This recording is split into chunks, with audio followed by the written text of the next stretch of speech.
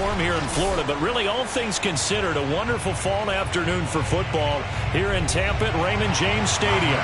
Just a short time ago, the Buccaneers emerging from their tunnel to the roar of this frenzied crowd here in the Sunshine State. And we're in the big ship, and fittingly, everyone here ready to do battle as Tampa Bay gets ready to match up with the Kansas City Chiefs. So now here are the Chiefs as their offense makes their way back out onto the field.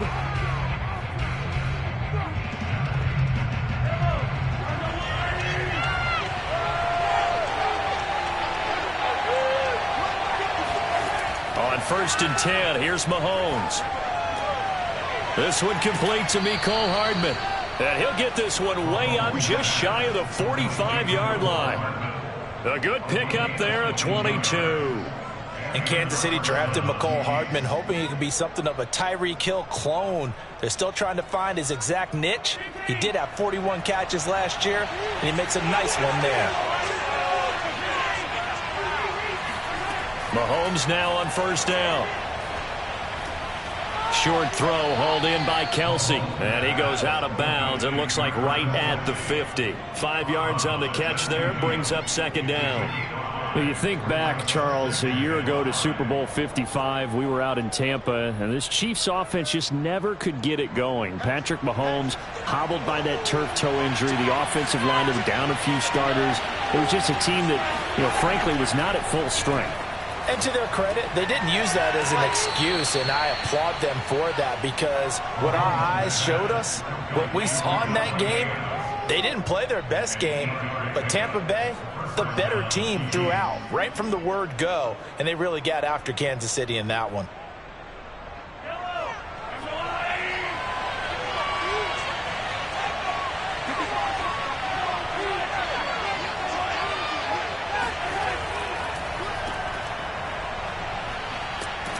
A nice opening right away as he'll maneuver his way up to the 32-yard line.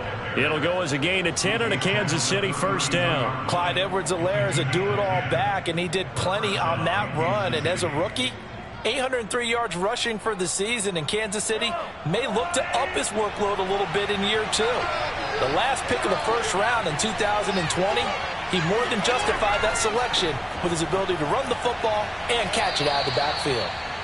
5 yards is the tally on 1st down. That brings up 2nd and 5. But, Charles, you think about these two teams, and think about how long it's been since we've had the same two teams play in the Super Bowl back-to-back years. You have to go back to the Cowboys and Bills almost 30 years ago in the 90s. That's the only time that it's happened in the Super Bowl era. So I'm curious, what kind of chances do you see of us having a Kansas City-Tampa Bay Super Bowl in L.A. come February? Well, you just pointed out how difficult it is for one team to get back to the Super Bowl, let alone the same two teams to play against each other.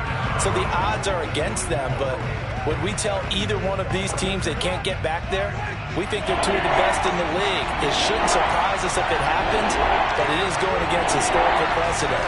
But remember last year, the Tampa Bay Buccaneers, they won the Super Bowl in their own stadium. The only time that's happened in Super Bowl history, too. A throw there, but that's going to wind up incomplete. They went with the dime look that time on defense, just flooded the field with defensive backs, blanketed everyone, took away all the passing angles, thus the incompletion.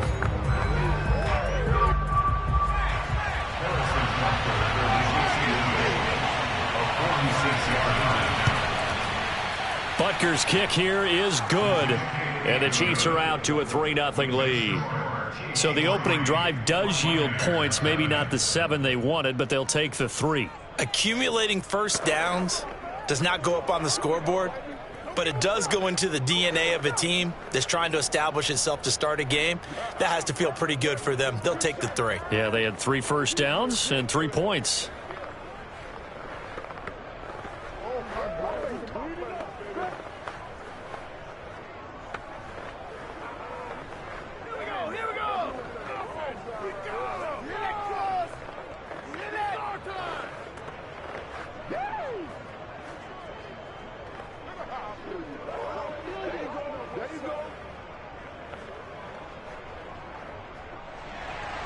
After the field goal, here's Butker to kick it away. Here's Jones to bring it out of the end zone. And not a good return here at all as they'll be forced to start at the 12-yard line. Here comes the Tampa Bay offense now heading back out onto the field.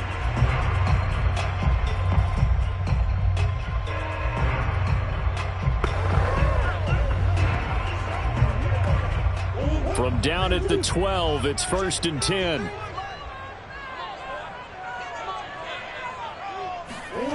Here's Murray.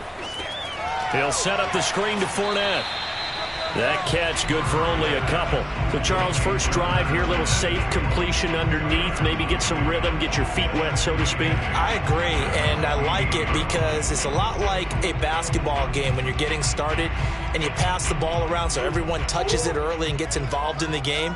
In this case, it's not just dumping it to a back and he's able to run with the ball, but you get your offensive linemen involved because they get to get out and run and hit people in the open field. Everyone getting their feet wet early. And he'll get this up to the 30-yard line.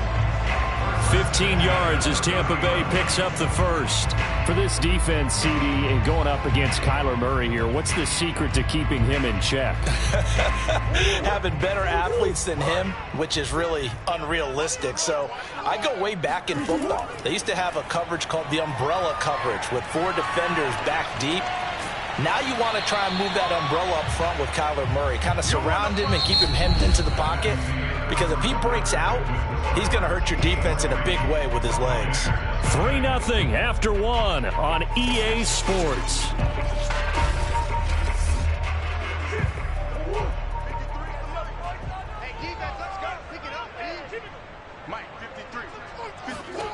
Looking to throw again on 2nd down. Murray, it's complete to Brown, right side.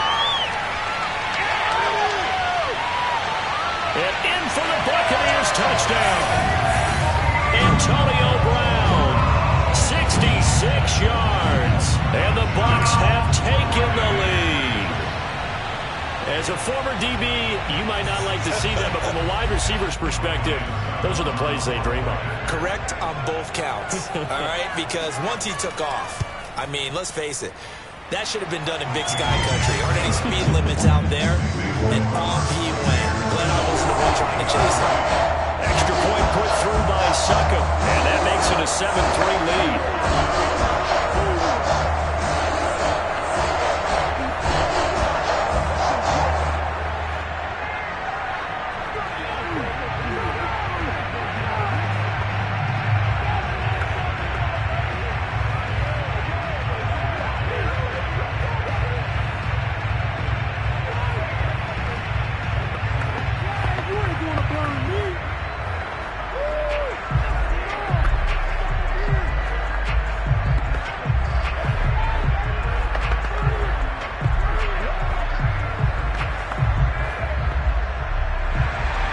Now Pinion with the kickoff honors following the touchdown. On the return, Williams. Now a hit and a loose football. And it's picked up by the Buccaneers.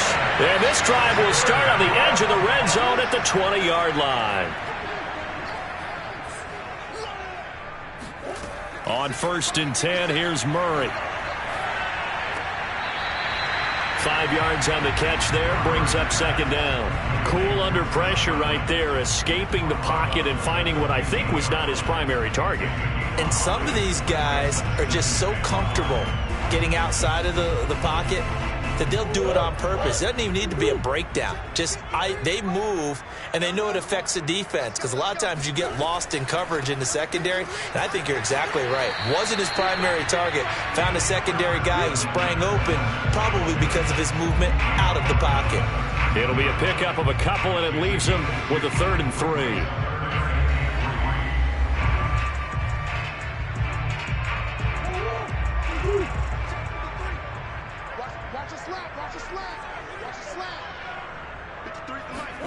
Here's Murray. And this is going to be intercepted. Picked up by Jalen Ramsey. And a big turnover there as his guys will get the football back. So after the INT, here's Mahomes. Well, Mahomes can't get away, and down he goes. Shaquille Barrett put that sack by his name in the stat sheet. And this is reminiscent, Charles, of what we saw back in February. The Buccaneer pass rush creating problems for Mahomes. And you think about how often he was on the run in that game. All the yards that he used up trying to get away from people. If he could have just gone downfield, he probably would have had 200 yards rushing in that game. They did sack him 3 times, forced him into 2 interceptions. The pressure was relentless. This is a really tough unit to move the ball against.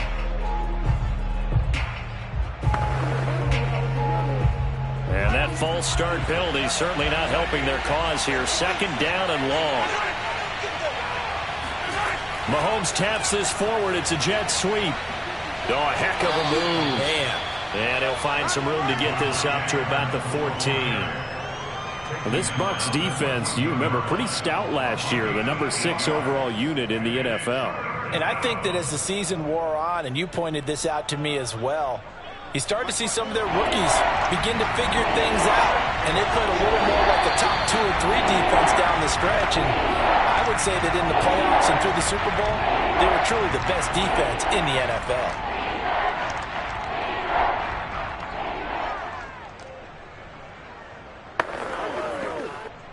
And the Bucs with an extra defender in the secondary now on 3rd down.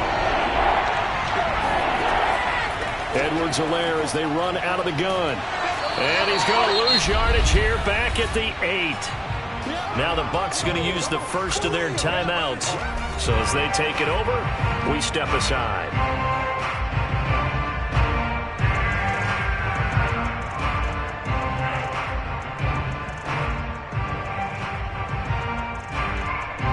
Here's the Chiefs punter now, as his first punt will come from inside his own end zone. And he'll get this away into the humid Florida sky. Now a fair catch taken just across midfield, maybe by a yard or 2. A 40-yard punt, no return, and the Bucs will get ready to go on offense. Back now comes Tampa Bay. And they had a nice little drive going last time. Threw the interception in the red zone. Costly. Bad enough to throw it anywhere, but that drives coaches insane when they're thinking about, hey, we've got a shot at points already. We're already in a spot where you're thinking you got 3 on the board for sure, and to come away with nothing, that's a really tough one for them to swallow. Yeah, will they make up for it? I think he's got to be careful not to force anything into coverage right there. There weren't really any throwing lanes, but the best part for him, he's got 2nd and 3rd down to fall back on. So now 2nd and 10 after the incompletion on 1st down. Murray now. And it's incomplete. Took a shot, couldn't connect. And I think they'd be well served to take that type of a physical approach against him the rest of the game. He's had his way so far. But on that last one, that worked quite well for the defense. Now they face a 3rd and 10 after back-to-back incompletions. Here's Murray as he sets to throw it. And he'll get that to Fournette, complete. The Chiefs will use the first of their timeouts as they'll head to the sideline and talk over what to do next.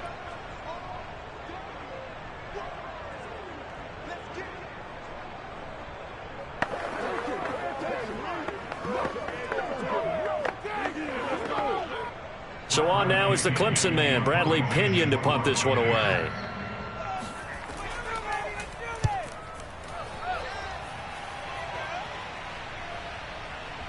And a nice job here on special teams. This will be down inside the 10 at the 8-yard line. So they'll play the field position game here as a very nice punt is going to pin them back. Yeah, it's almost like watching a game of tennis, or do you prefer ping pong? You know, back and forth like that? That definitely was excellent, wasn't it?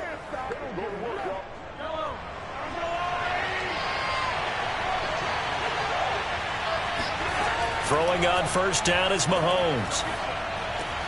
Throw right side going to be caught by Hardman. And they'll get him down up past the 15, just shy of the 20. A gain of 11 to kick off the drive, and it's a quick 1st down. And they were backed up to start the drive, but not anymore. Now, that's the play call that the offensive coordinator had in his head. You saw the end result. He wanted to go ahead and push the ball downfield, and that's what they did.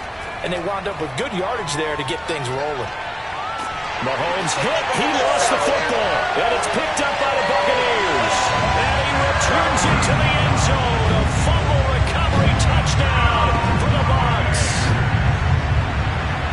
So the big fella gets on the scoreboard with a return for a touchdown. Good thing he didn't have to go too far, though. You know the trainers were very happy about that. Imagine having to go get him in the end zone, escort him to the bench, and give him the oxygen.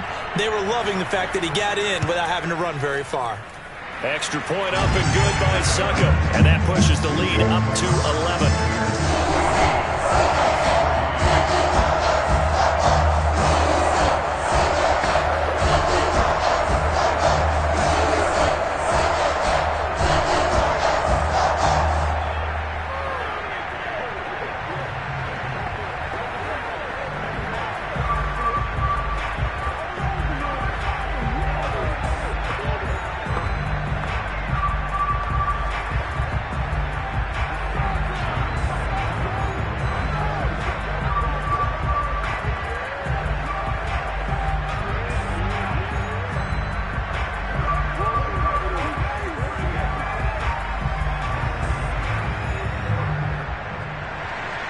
So here's the kickoff now as they'll get it again following that fumble return for a score. Taken at the goal line. And they're going to start in a hole as he's brought down at the 11. The Chiefs going to go back on offense here late in this first half as they'll take over with just under a minute left to play until the break.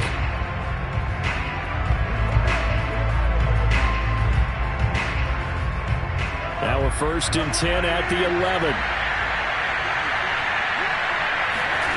Shotgun snap to Mahomes. That one caught by Tyreek Hill. And this will leave him a yard short. Nice pickup of 9 yards on 1st down. Now the Chiefs offense, they get ready to head on the field. And with him down 2 scores, you wonder if they might try and put something together, even if it's just to get into field goal range. And just a yard to go here on 2nd down.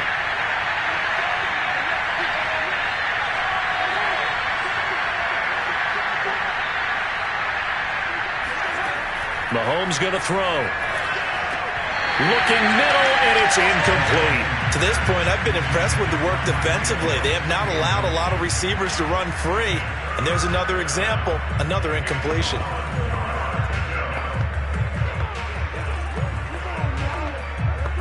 They tried to throw on 2nd down, unsuccessful. Now it's 3rd and 1. To throw, it's Mahomes. The tight end Kelce has it over the middle. And he will have a Chiefs 1st down as they're able to get the 3rd down conversion. Normally on 3rd down and short yardage, you're thinking to throw to your tight end. It's just going to be a simple chain mover. But this time they let him roam down the field, and a nice dart picks up the 1st down and then some. 1st down now, but the clock continues to move. Now it's Mahomes again. Another pass into the reliable hands of Kelce. And he'll be out of bounds up near the 45 at the 44. That's a staple of this offense. Drag route to the tight end. Yeah, he's unable to use his size to break off much more yardage after the catch, but still an effective gain nonetheless.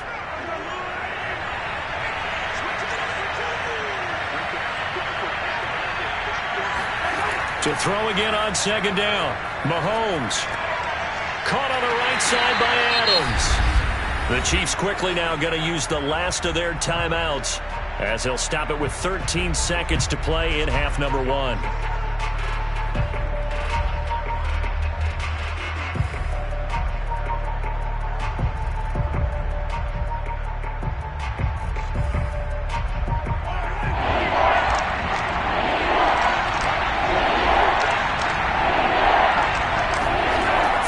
Mahomes on 3rd. Complete, the tight end Kelce. And he will have a Chiefs 1st down as they're able to get the 3rd down conversion.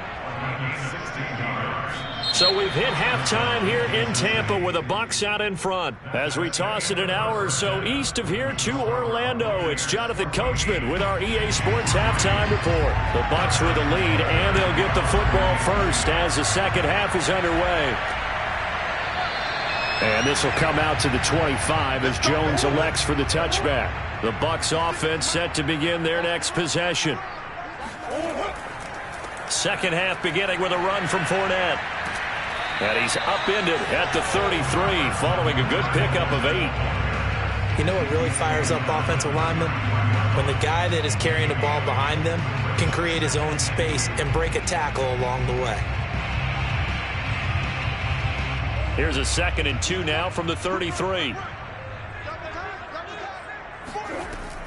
They'll run it again with Fournette. In the first half, he was held in check on the ground, but despite that lack of production, they still have the lead. Yeah, and they've got to feel fortunate about that. If they could actually get production from their lead horse, that would help open up this offense and widen this margin, too. So from the 36 now, 1st and 10. Here's a give to Fournette. And nothing much materializing there on the first down run. He'll get a couple, and that's it. Now it appears we've got a Chief moving pretty gingerly down there. While the trainers take a look, we'll step aside.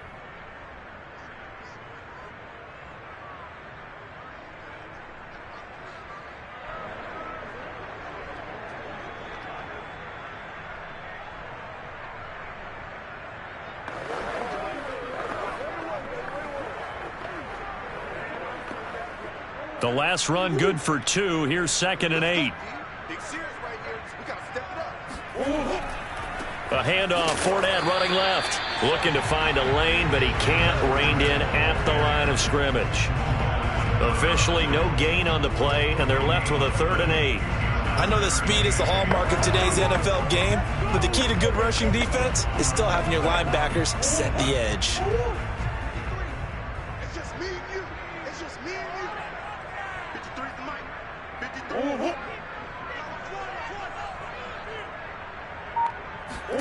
From the gun on 3rd down, Murray. Airing this one out for Evans. And that will be incomplete. Well, they weren't scared to let it fly, but it falls to the ground and brings up 4th down. From a defensive perspective, they had exactly what you want anytime they want to throw the football. There was pressure on the quarterback. They were getting after him, and they tightened down on the receivers and forced the incompletion. Here's Bradley Pinion now, as he'll kick it away for the 2nd time.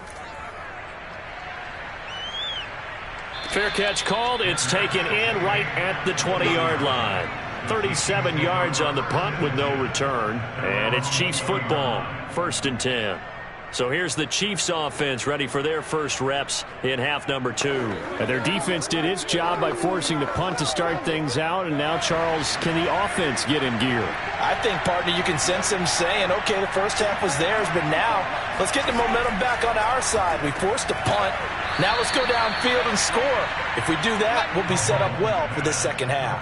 A gain of 6 there on 1st. Good throw, good catch, but I really like the route. The drag and being able to run away from defenders. Hard to stick with them for that long. Yeah, better against man than zone, or? Better against man, because now you're running away from someone and you're not running into a defensive player in another zone. Throwing again on 2nd down. Mahomes. He goes right back to Adams. That's complete. 5th catch of the afternoon, and that gives him a 1st down.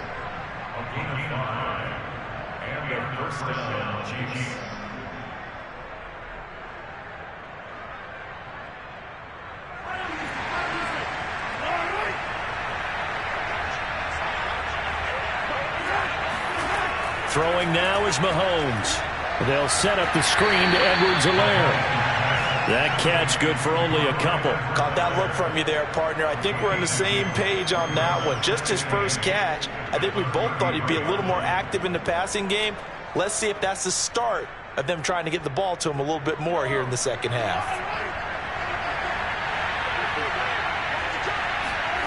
Looking to throw again on 2nd down. Mahomes finding Edwards-Helaire once again. And he gets this up across the 35 before he's out of bounds. That might feel like a little bit of a lost opportunity there for the offense because the defense brought pressure that time. And sometimes against that, you can get out to your running back, and it could turn into a big gain downfield. But what a nice job they did getting to him quickly and holding him to a short gain. Mahomes to throw once more. And this pass broken up. The contact well-timed there, and now 4th down. He did a fine job there of not hitting him before the ball arrived, and I've got to tell you, You can often mistime that play because of the angles of approach. When you're going to get him, sometimes you panic as well and think, I've got to be there right now. Instead, in this case, timed it perfectly and knocked it free.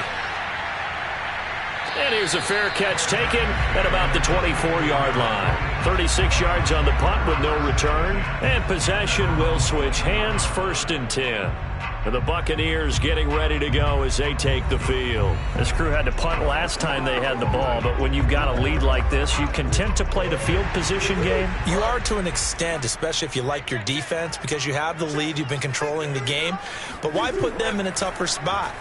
You want to get out there and get something done on offense and maybe take command of this game yourself. Give him a couple on the carry there, 2nd and 8.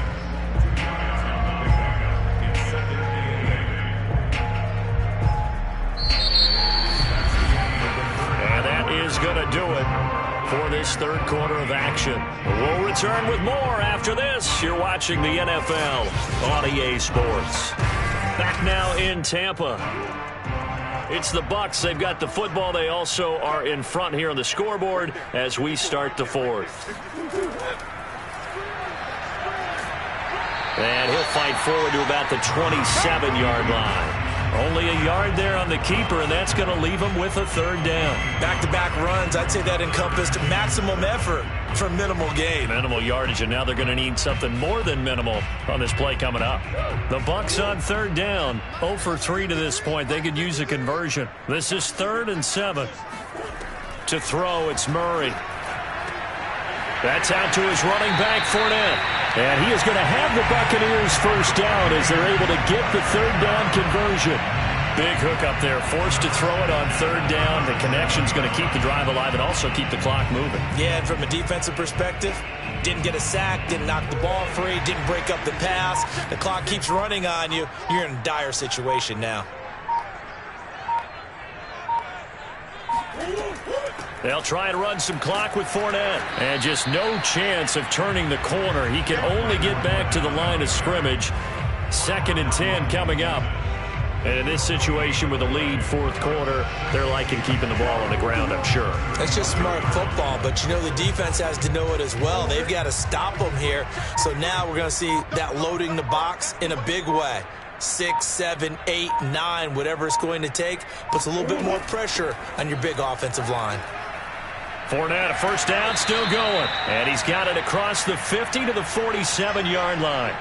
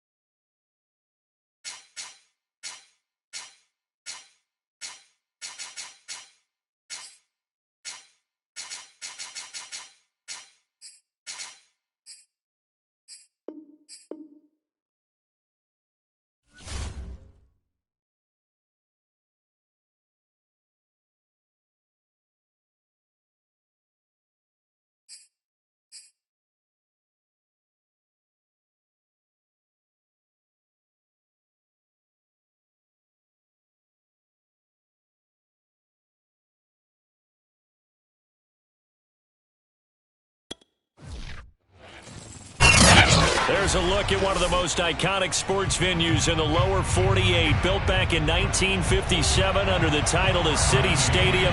We are at Lambeau Field in Green Bay, Wisconsin. No team means more to a city than the Packers to Green Bay, and this was the scene a few moments ago as the green and gold made their way out of the historic tunnel. They're ready to go as they get set to match up with the Tampa Bay Buccaneers. The Green Bay offense ready to take over.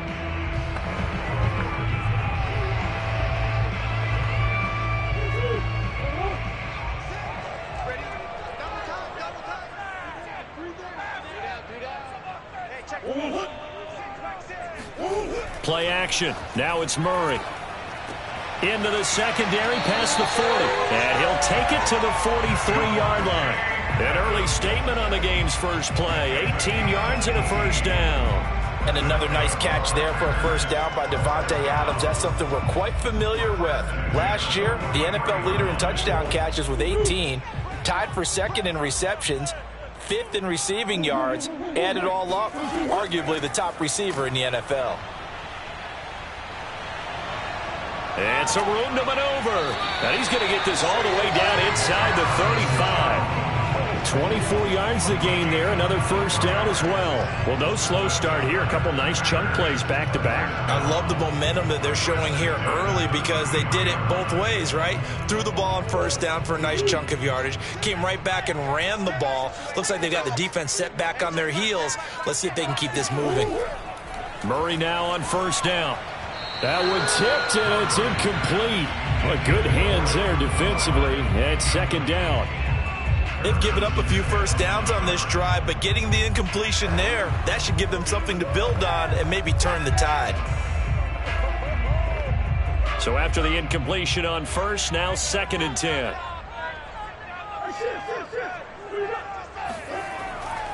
Here's Jones. And a short gain down to about the 33.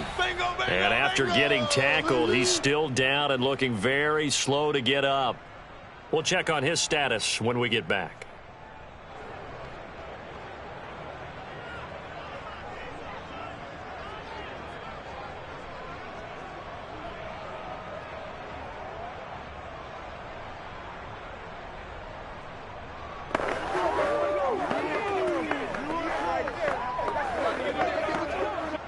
They got to get to the 23 here on 3rd.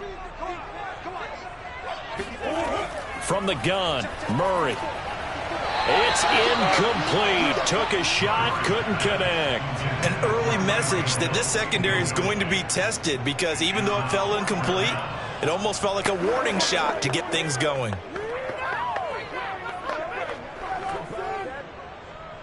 Mason Crosby on the field. And Crosby puts it through. And the Packers are off to a 3-0 lead. They were probably hoping to get him a little bit closer for a shorter field goal, but he was able to get it done from deep. Nice little tester for him to begin things, huh? I think he was open for a little bit more of a chip shot. Instead, they made him stretch it out a little bit, but he's got to feel great now that he put it through the pipes.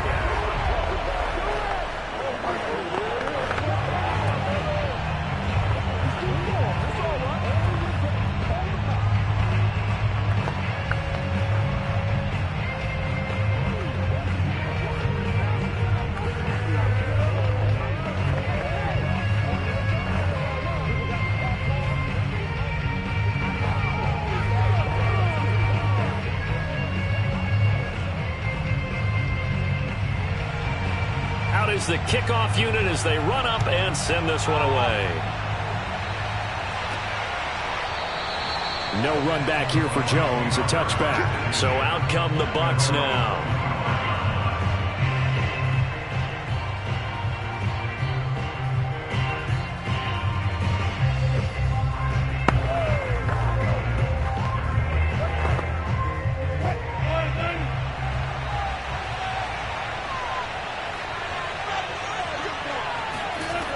Wilson on first down. toward the center of the field, but it's incomplete. Just a little beyond the reach there of his receiver. That's probably one he wishes he had back. He wishes it had been 7-on-7 in practice, or maybe even routes versus air, because that's a completion he makes, 9.9 times out of 10? Just missed that one.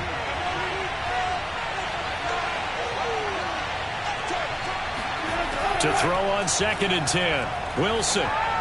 And his throw here is incomplete. Well, so far in this drive, they've done some good work. They force incompletions on 1st and 2nd down, bring up 3rd and 10. That brings up the big question. Do they bring pressure or do they play coverage on this down? So back-to-back incompletions, and that has him staring at a 3rd and 10. Wilson. He'll set up the screen to Fournette. And this effort will not get it done. He stopped well short of the first down at the 29. He did his best to just get 4 out of that, but not enough. And now 4th down. There's an example of good situational football being played by a defense. They understood where the 3rd down play was, the down and distance, and made sure that they didn't get anywhere near that, bringing up 4th down. Yeah, they were sniffing out that marker, didn't want to let him get close to there, and now a likely 3 and out to start. Yeah, I love the way they rallied to the football and got to him and made sure he didn't give up much run after catch. A 41-yard punt there with no return, and it'll be Packer football here. 1st down and 10. The Packers offense here coming back out for their 2nd drive. And fortunate to get points on the board last time. They had to hit a really long field goal to do so. The kickers in today's game are so good and so skilled and hit from distances that we almost start to take them for granted. And we can't do that. That's a long field goal that they got 3 points out of. They've got to feel good about that, and they better make sure they love him up because he's helped them out. Yeah, now we'll see if that offense can put 6 on the board here. We'll see.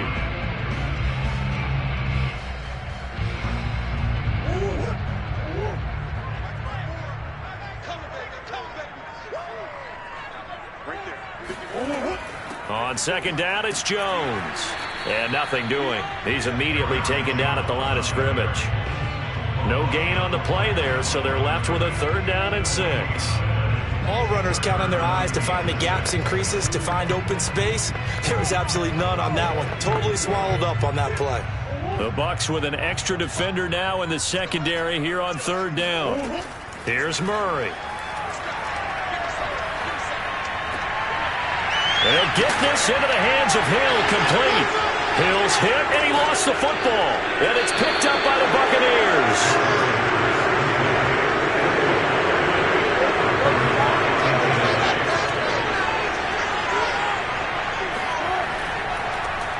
A first carry for Leonard Fournette. 2 yards the loss, 2nd and 12.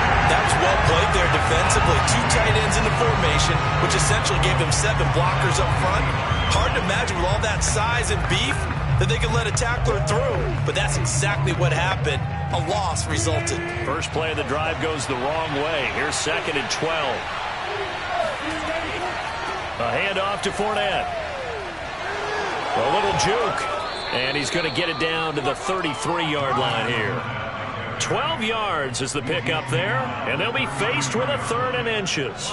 So from 2nd and long, now we go to 3rd and very manageable. Yeah, they love that phrase, don't they? Because as an offensive coordinator, you can keep people a little bit off balance and guessing because you don't have to throw it. You can come back with a strong run game if you want to. And if you're in 4-down territory, that really opens things up for you. And he is going to have a Bucs first down, and he'll have it by plenty as they're able to keep the drive alive on 3rd and inches. 3-0 after 1 on EA Sports. Second quarter now, and it's Buccaneer football as they've got it with a 1st and 10.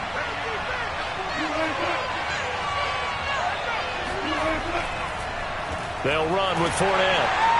And they take him down, losing yardage back at the 27.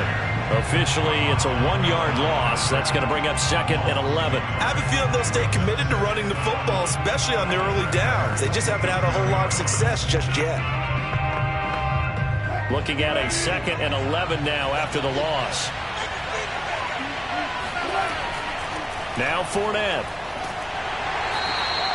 After getting stuffed on 1st down, not much better there. 2-yard gain. Well, he hasn't made much of an impact in the running game thus far, and after that last run, not much is going to change in that area. He hasn't been able to get anything going, and really the offensive line not helping him much. And it looks like we've got a dime set here defensively. 6 DBs in the game. Now it's Wilson. Caught left side, Hopkins. And he is going to have the Buccaneers first down as they're able to get the third down conversion. Well, that was a fun one to watch right there. A nice in-breaking route and plenty of room in the middle of the field. And he was able to get behind the linebackers and grab the completion for a really good pickup. Now a 1st and 10 at the 11. From the gun, it's Wilson. Flush to his right. And he's into the end zone for a Tampa Bay touchdown. Russell Wilson taking it in from 11 yards out. And the Bucs have taken the lead. Well, the defensive coverage was good, so good he just decided to make a play of his own, and it worked out. Yeah, you often wonder if they think to themselves, was the coverage too good to allow him to run the football? But I think you'd rather take your chances with him doing exactly that, and he beat him on that play all the way to the end zone. Extra point put through by Succop, and that makes it a 7-3 lead.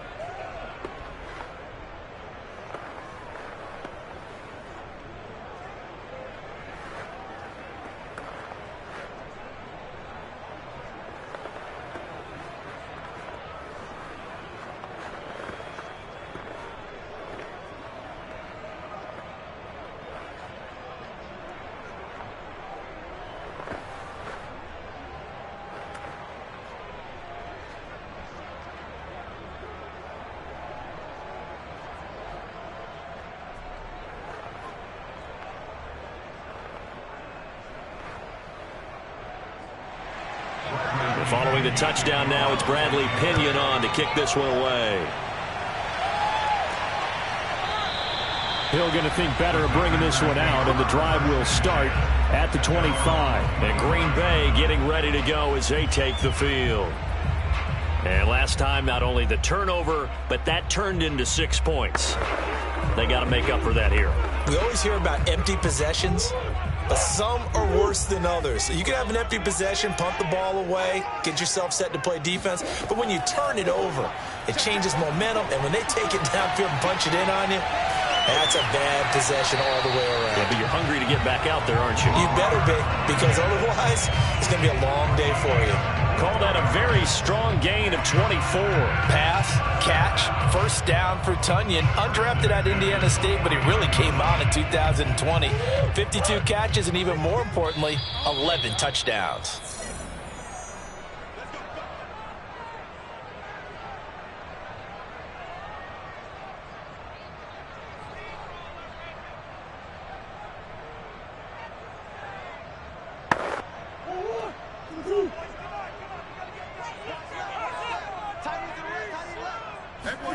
Murray now on first down.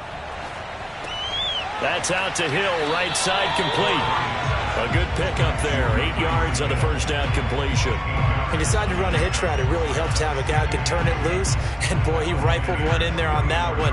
Not much run after catch, but it worked really well. Murray, he's used to moving fast in Oklahoma. He'll get his guys up to the line. From the 44, Murray. And that falls to the ground, incomplete. A nice job of bodying him up defensively, and now it brings up third down. He was trying to get that one out to his running back out of the backfield, but that one was read and timed perfectly, and they were able to break it up. So 3rd and 2, this quite possibly 4-down territory, though, if they're stopped. Murray now to throw. And this is going to be incomplete. Problems on third down so far in this first half. Relatively small sample size, but they're now 0 for 3. And the average in the league, somewhere around 40% on third down for offenses. So what's the answer to this? Either convert them or don't get to third down in the first place. Get your big chunks of yards on first and second down. They're going for it. It's Murray. He is going to find Hill here. And now this is going to depend on the spot. And they say he's just short. The Packers unable to pick up the first. And the Buccaneers defense holds and they get the football back.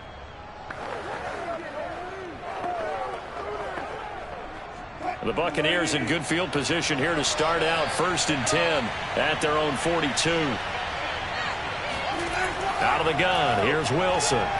Going deep for Hopkins. And that is incomplete. Sure, that pass was incomplete as they made an attempt to get a big one downfield. But that's okay because the second part of that is if you don't get the completion, at least you've told the defense you're trying to stretch them out a little bit, and they may have to change accordingly. 2nd and 10.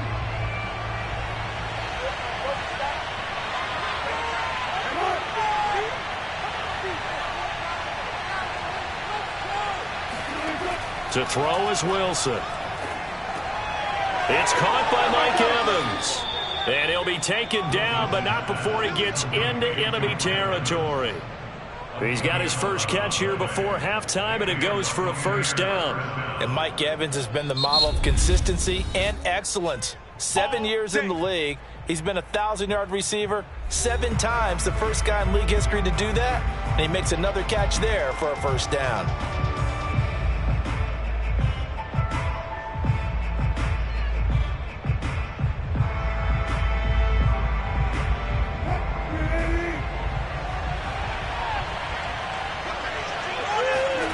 They'll throw on 1st down with Wilson. And a first hookup with his all-pro tight end, Rob Gronkowski. The Bucs going to go ahead and use the 2nd of their timeouts as the stoppage will come with a little under a minute to go in this 1st half.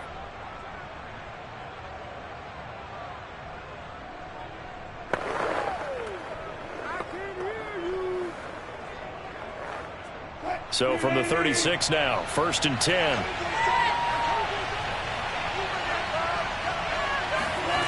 Now Wilson. He finds his target. It's Evans.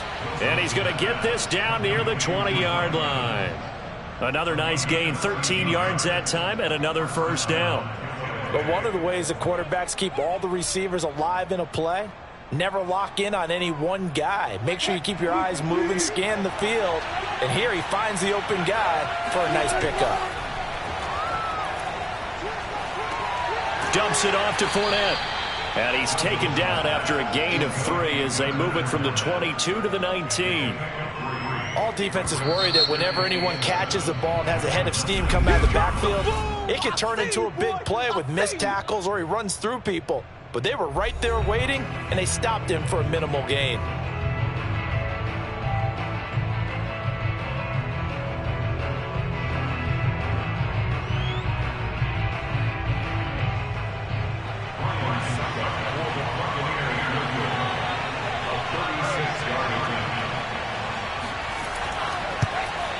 And Succop will put this one right through, and they push the lead up to a touchdown now at 10-3. So a nice kick there as they are able to add on to their lead. And that's exactly what you're looking to do. Maneuver yourself into range. That way, if your drive stalls out, you're able to get something out of it. And they do so right there.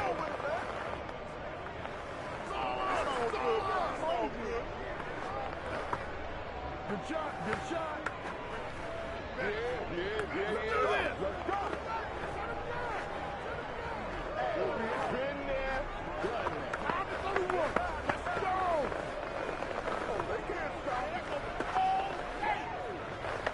Good job over there, baby. I see y'all. Good job over there, baby.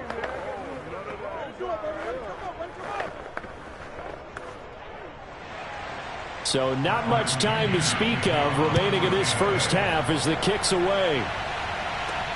This fielded right at the goal line.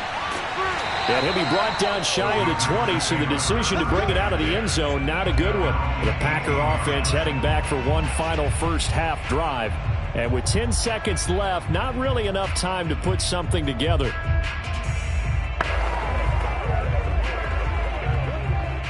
Final 10 seconds of the half as they've got it 1st and 10. A little jet sweep to start the drive. And he'll just push his way forward for a few as the clock will run. Bobby Wagner, the All-Pro, in on the tackle. So we have reached halftime here with the visiting Buccaneers out on top.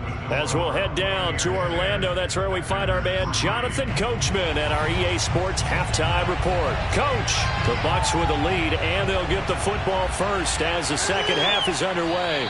And no run back here as the third quarter will commence with a touchback.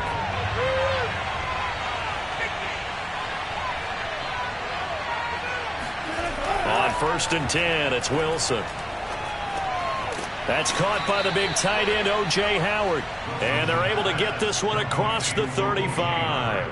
The drive starting with a first down, 11 yards on that pickup. First down catch there by O.J. Howard. Well done, and he's got to be excited because he missed a lot of the fun last year after suffering a torn Achilles back in Week 4. But his head coach, Bruce Arians, says the sky's the limit for him in 2021 after rehabbing in the offseason. Wilson's throw pulled in by Gronkowski. And he gets this one to midfield before he's brought down. 14 yards there and a Buccaneer first down. And what a nice example there of a tight end doing exactly what he needs to do. How about how he worked his way to the outside, made sure he secured the catch, and then anything after that, we count that as a bonus. And indeed, he gets enough for the first down. From midfield now, here's Wilson. And his throw's going to be incomplete.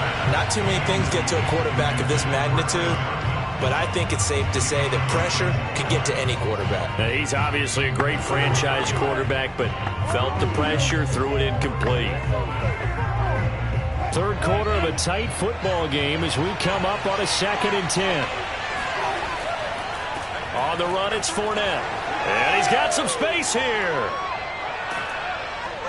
And he goes down, but not before getting this inside the 25.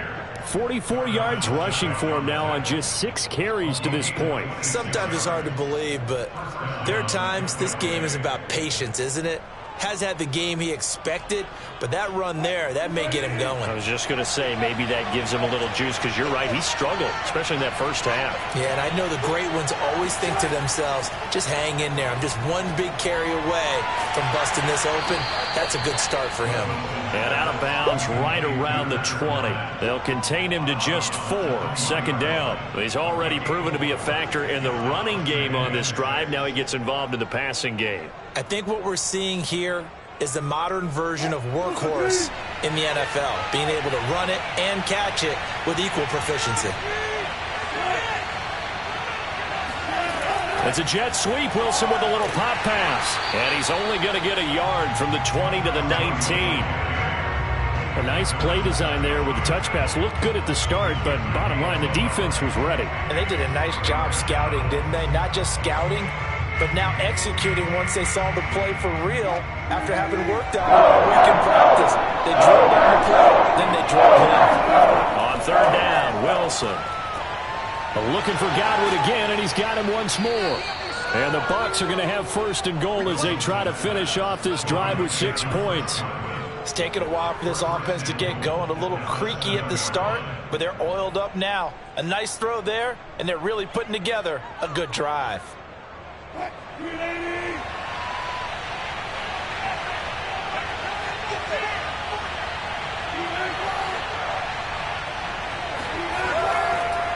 They'll try and run for it with Fournette. And that'll move him a little closer as he takes it from the 7 down to the 4-yard line. Just not a whole lot of room to operate there on that carry. No, not at all. They did a really nice job staying in their proper places and not allowing any lanes to open up. 2nd and goal from inside the 5.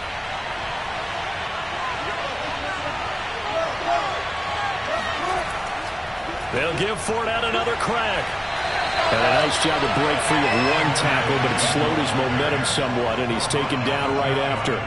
They get 3 yards closer, but still work to do. It's 3rd and goal.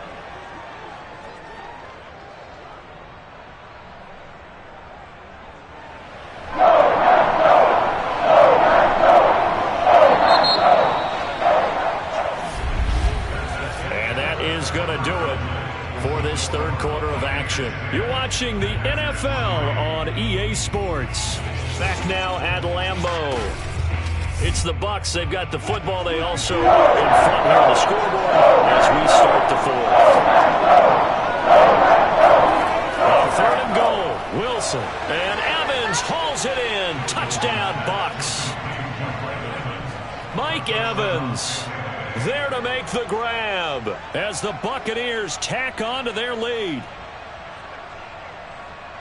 There was no going through the progressions on that touchdown pass. Yeah, nor was it necessary. His receiver won that route early, presented himself. No reason to wait. Go ahead and put it on him and score a touchdown. Extra point up and good by Succop. And the lead is now 17-3.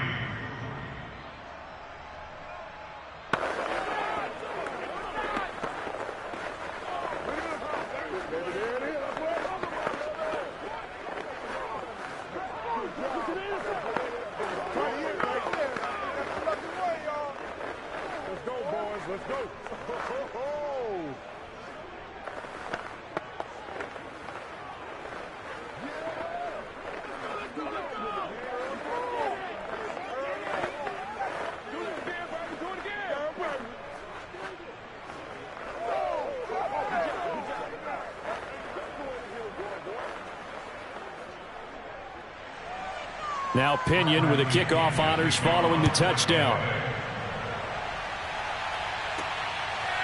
Hill is going to take it out of the end zone. And he's probably realizing he should have stayed in the end zone as he can only muster a return to the 14-yard line. In this position, trying to get back into the game, teams are looking for a spark from their special teams. That's not what they got, though. They got a setback, and they have a long field to cover if they want to try and put points on the board. Here's a 1st and 10 at the 14-yard line. Throwing now is Murray. Steps away to his left. And he'll protect himself at the end here as he winds up getting pretty decent yardage. Nice work to get 7 out of that, and it's 2nd down. Partner, he was going through his progressions. Not there, not there. After about the 3rd one, he decided he better pull it down and run for it. And he slides down and avoids the hit for good measure. To throw again on 2nd down. Murray throwing over the middle, and it's incomplete. By the way, I got to apologize because I just realized for about the last 4 or 5 plays I'm eking over into your territory up here in the booth. My bad. I'm going to get back over to my spot. Yeah, we're not talking about our on-air commentary. I mean, what is all this extra paper? I mean, this is unusual for you. My bad. Normally you run a really tight ship. What's going on here? Just like that incomplete pass, I'm going to try to tighten things up here for this now. And Murray in trouble here, and down he goes. The 305-pound Ndamukong Suh finding the path to the QB there. And Ndamukong Suh continues to be one of the pillars of a stout Buccaneers defense that helped the team win the Super Bowl last year. 6 sacks in 2020. And if you don't send extra blockers his way, that number will go up. Now Murray's got to have this one. Looking deep for Adams. And it's a leaping effort, but it's knocked away and incomplete. The Packers unable to pick up the first. And now, goodness, possession's going to go over right at the 10-yard line.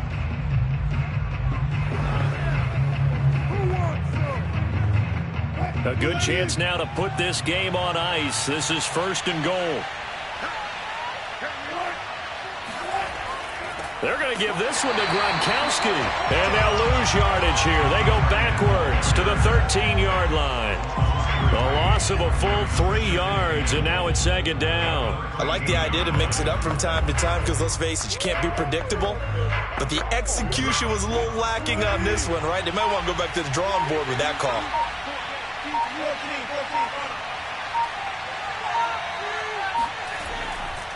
On 2nd down, here's Fournette. And he will make his way back to where he started from, and that's all, as we will make our way to the 2-minute warning.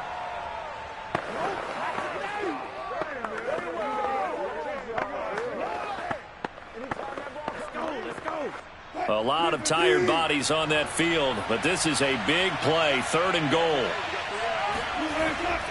Here's Fournette. And he'll be taken down here at about the 11.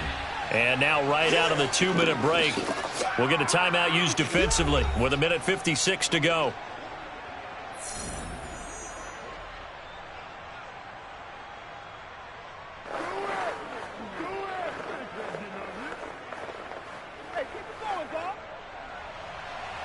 Ryan Suckup down for the field goal. A 28-yard attempt. Succop's kick is good. And that'll push the lead up to 17. So with that, you figure this game's pretty much out of reach at this point. Yeah, it's going to take a heck of a comeback to come from 3 scores down, but don't change that channel. Don't go away. Miracles can happen, and you want to be here in case it does. You're a company man. Aren't I, though?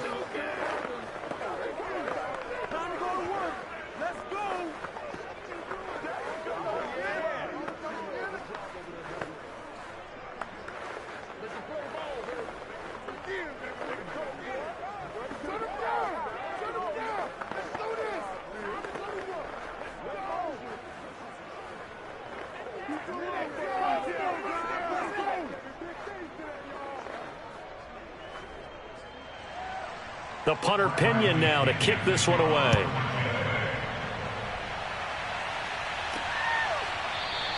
And Hill will opt for the touchback. Green Bay's offense ready to go again. They're down big here late. I don't know. You just one last drive here for pride? Some people like to do that. I remember playing for a guy once. We were down huge, and someone said, "Coach, what do you want to call?" He just waved a hand like, "Who cares? Let's get out of here and do something some other time." But some teams like to do something at the end to feel a little bit better as they continue to move forward. Yeah, probably just want to put this one behind them. And he will lose yardage here back at the 23-yard line. That one unable to develop, never got going. A loss of a couple, and it's second down.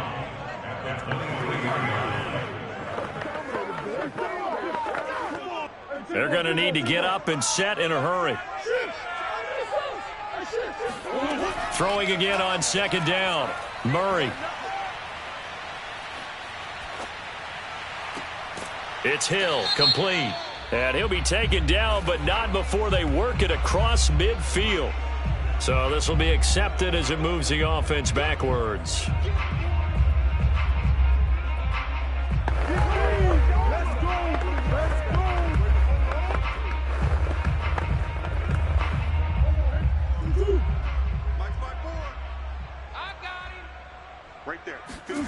Here's Murray as he sets to throw it. Over the middle, complete. That's Adams. And they'll get it all the way up about 5 yards shy of midfield. A well-executed 22-yard gain. Well, I can put my defensive cap on right now, and I know they're saying don't give up any big plays now. They've controlled this game throughout, and all they want to do is see it through to the end. I think they let their guard down a little bit with that last completion. Sometimes when you're trying not to give up bigger plays, you don't react as fast as you should on other throws. And now a throw on first down there.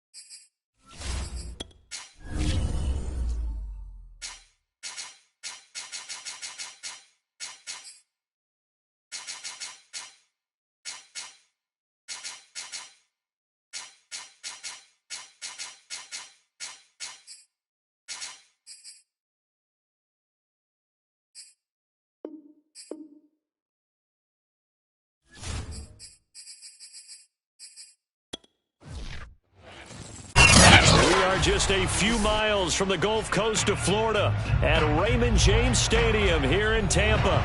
With the echoes of cannon blast still ringing in our ears from the north end zone, the Bucs were introduced a moment ago, and they are all set as their guys will do battle with the Cleveland Browns. And the decision to come out of the end zone is going to cost him 5 yards as he's taken down right at the 20. Cleveland offense making their way out.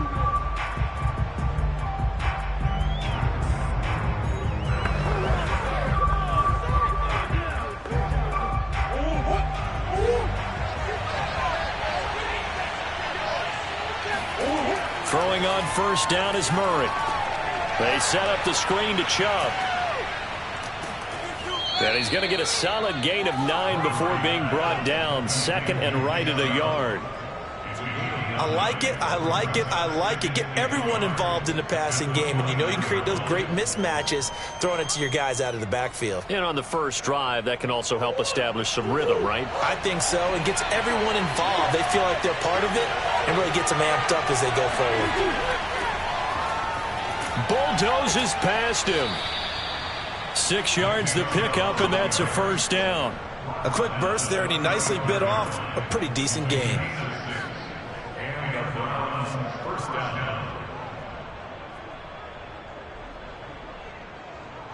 Ball up to the 35 now as they come up on 1st and 10.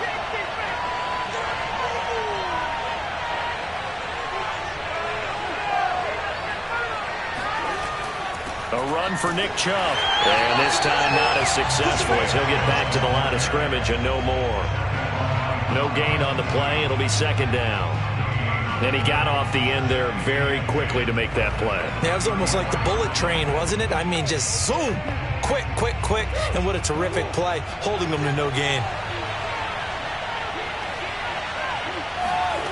Now Murray. That one caught by Tyreek Hill. That catch good for 5. It's 3rd down. I think defensively you're okay with that. Here in the first quarter, he's going to get some catches, but they rallied to him quickly. And that's what you count on, and I like what you just said. First quarter, can you do it all game long? They catch it, you tackle them, they go down on the spot. Because when you're able to do that, you don't give up big chunks of yardage after the catch. Now you put the offense in a position where every series they have to work hard to pick up first downs, and you tend to stall them out when you do that. A good pickup there for the Browns, 15 yards. Oh, that was a pretty route right there because it's all about finding a window on a route like that. He lined up on his left, ran the deep in route over the middle, and the ball was right where it needed to be. Really good trust between quarterback and receiver. Really good completion. And he's going to be taken down here with a penalty flag on the field. So a decent gain, but all for naught on the penalty. It's too bad, isn't it? They were feeling pretty good about it. The only people celebrating, the guys who just gave up that play.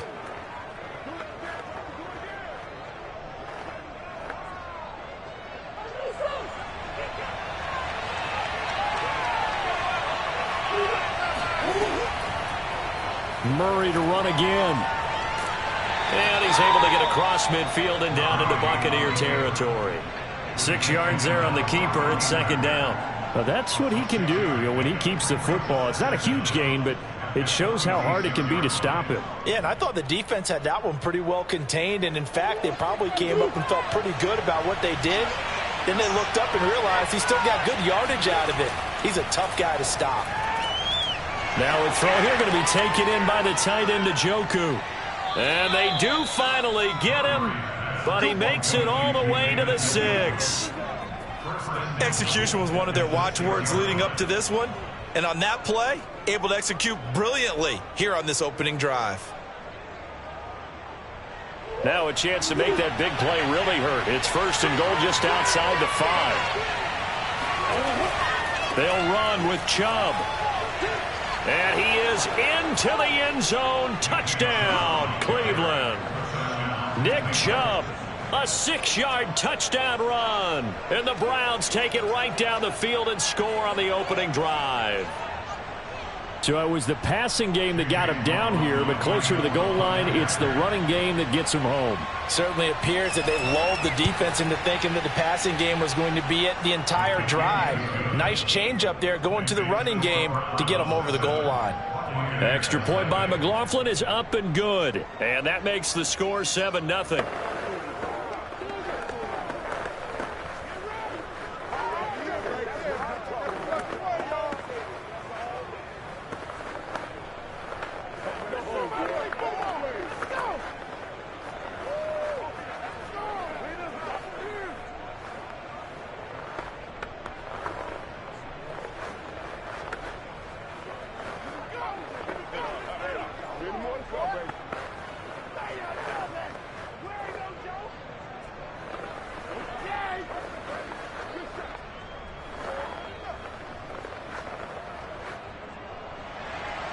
Following the touchdown, here's McLaughlin to kick off. Now Jones. And not much happening on the return as he'll get this to about the 23. And Tampa Bay trots out there now.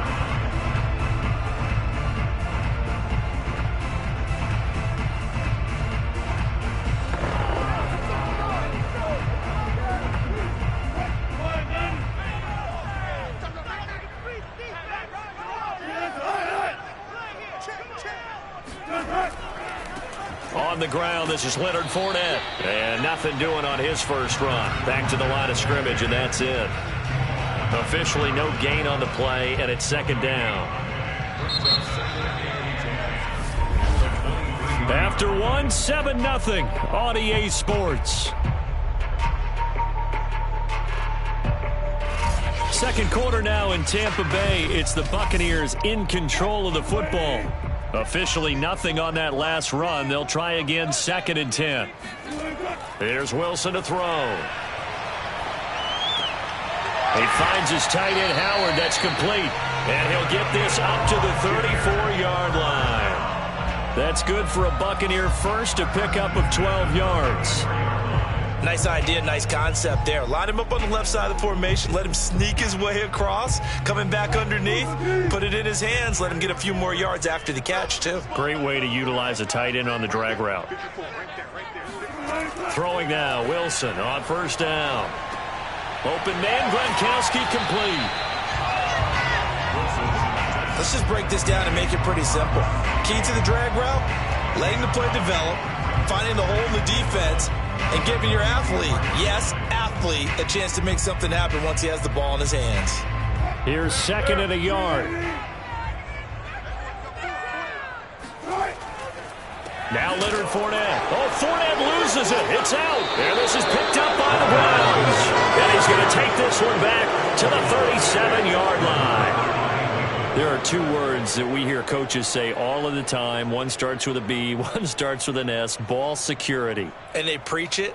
They have it up in meeting rooms, right? You see the signs. They talk about it all the time. But still, when you got defenders out there who are preaching, hey, we're going to take the ball away from you, no matter what position you play, you've got to take care of the rock. Takes this to the 32, maybe the 31, and then the defense rallying quickly after that broken tackle. It's a 6-yard pickup, and it gets him to 2nd and 4. And there we saw one of the downsides of blitzing during a rundown, because sometimes you get out of your gaps. You don't fit the run quite as well because you're headed towards the ball carrier with abandon. From the 31, Murray. That's to the right side and complete to Njoku. And they'll get this one to about the 20-yard line. That's good for a Cleveland first down, an 11-yard pickup. I got a kick out of that one, partner. You and I talk often about trying to hide receivers in certain situations, but a guy of his size can't really hide him. But the tight end drag route, definitely an effective way to sneak him across the formation for an easy completion and a first down. And this is going to be caught, but they'll say out of bounds. So it's incomplete.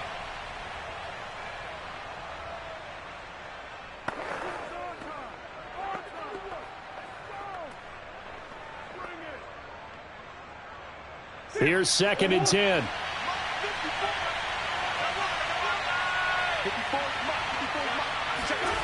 Here's Murray. He's going to drop this one down for Chubb. 4 yards the gain, and it'll bring up a 3rd down.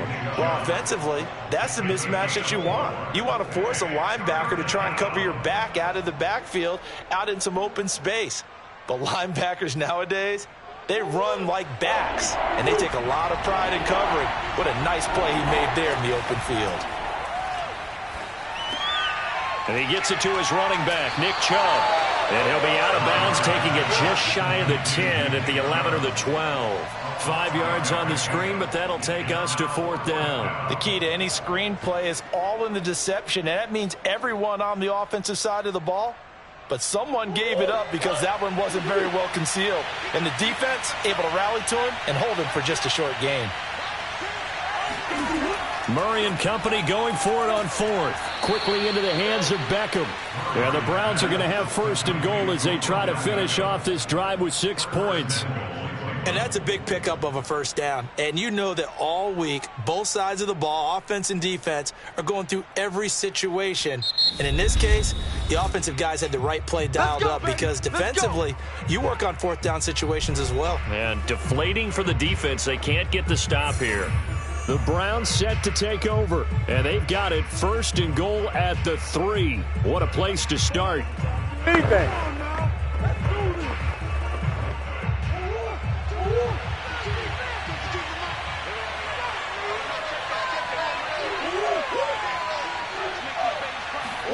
To throw is Murray. And this is caught for a Browns touchdown by Landry. A 3-yard touchdown pass, and the Browns add on to their lead. Partner, to me, that touchdown had something that was kind of rooted in that group seeing the future. And what I mean by that is they had a plan. Let's find a way to score right here before the half, and that'll give us momentum going into the second half. Give us that cushion that we're looking for. They got that accomplished, scoring right before the half ended. The extra point by McLaughlin is up and good, and it's now 14-0.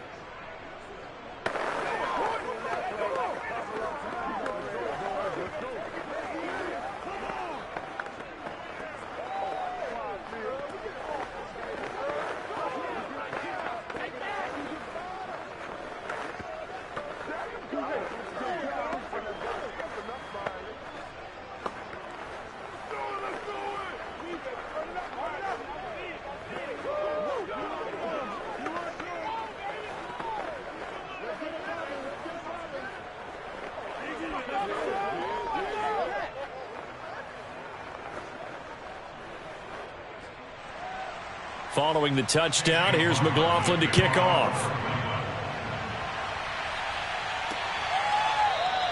And this will come out to the 25 as Jones elects for the touchback. Well, the Bucs going to take over now late in this first half. And with a little under a minute remaining, they may try to put something together here just to try to cut into that deficit.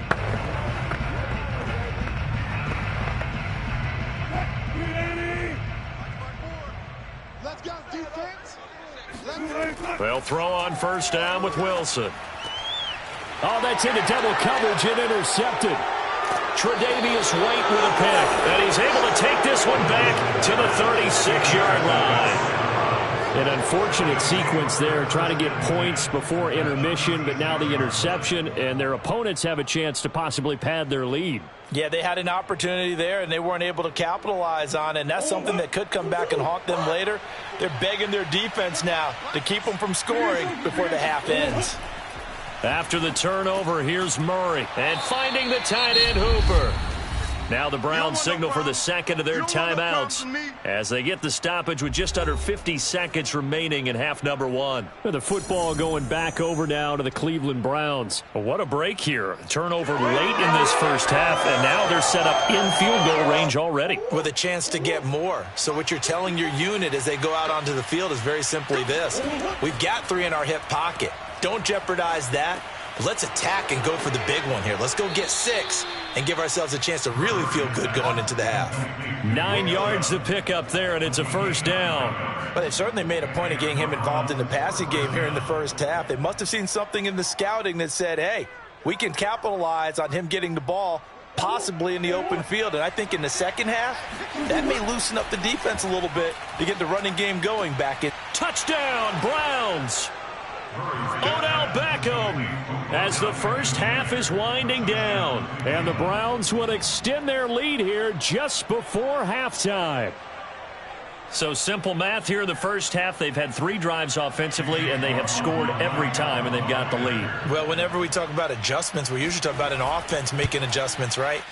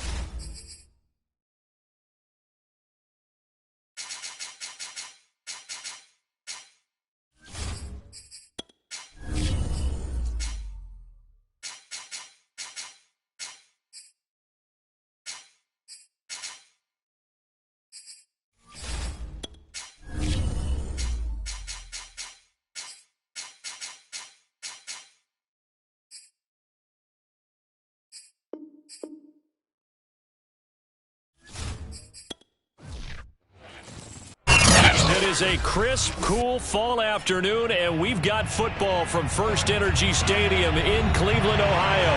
The folks here in Cleveland, even though all the down years, have never stopped supporting their hometown guys, and we got evidence of that a moment ago as the Browns made their entrance. They are ready to do battle with the Tampa Bay Buccaneers. The Browns offense trotting back onto the field.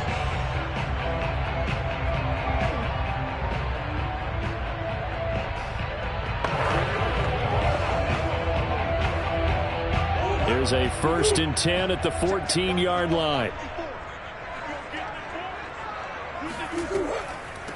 First carry for Nick Chubb. And a nice gain there as he'll be taken down just shy of the 20.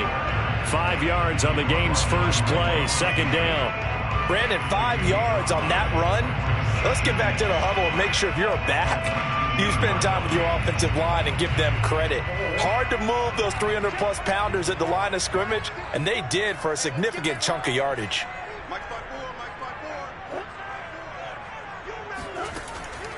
Second down, here's Chubb again. He is taken down at the 21 after a short gain of 2.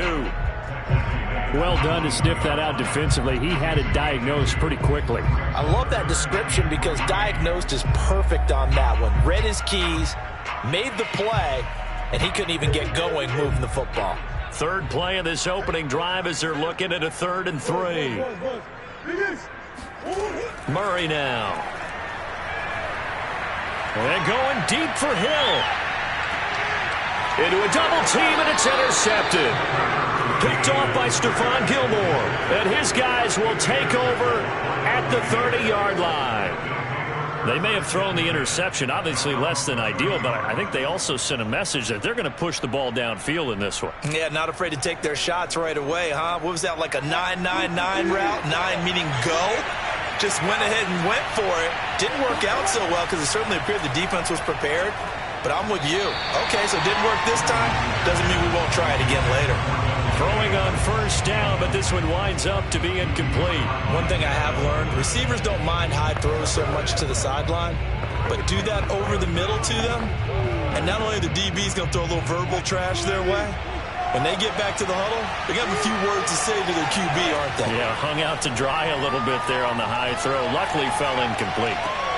Meanwhile, Wilson's throw complete here to his receiver, Brown. And they bring him to the ground just shy of midfield. 19 yards to pick up there. Move the chains. Never make the mistake that the slot receivers, especially the little guys like we're watching here, are just quicker than fast. A lot of them combine quickness and speed, and they catch a lot of footballs, as we just saw there.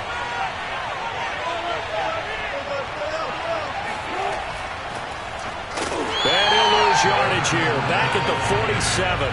2 yards the loss, 2nd and 12. Sometimes you just sit back and marvel at what he can do defensively. Speed, strength, quickness, he's the whole package. And that package just wrapped up the runner for a loss. Now they contend with a 2nd and 12 after the loss.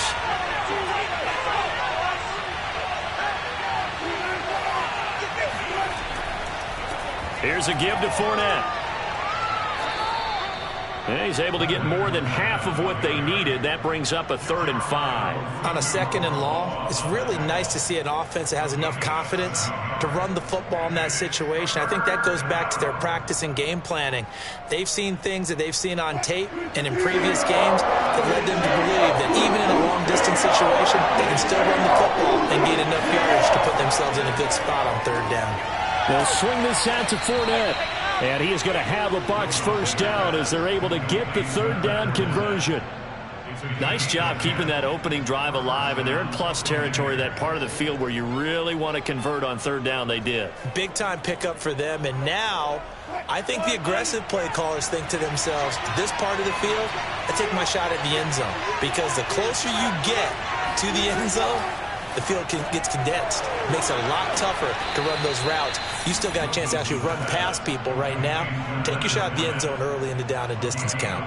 This duo locked in, 14 yards there, and a 1st down.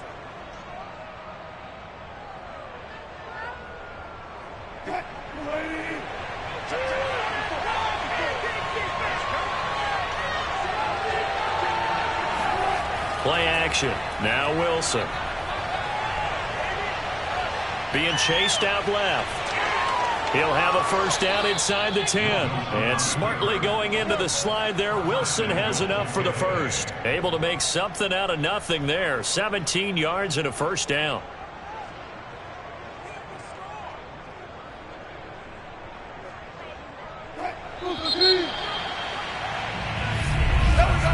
We're scoreless after 1.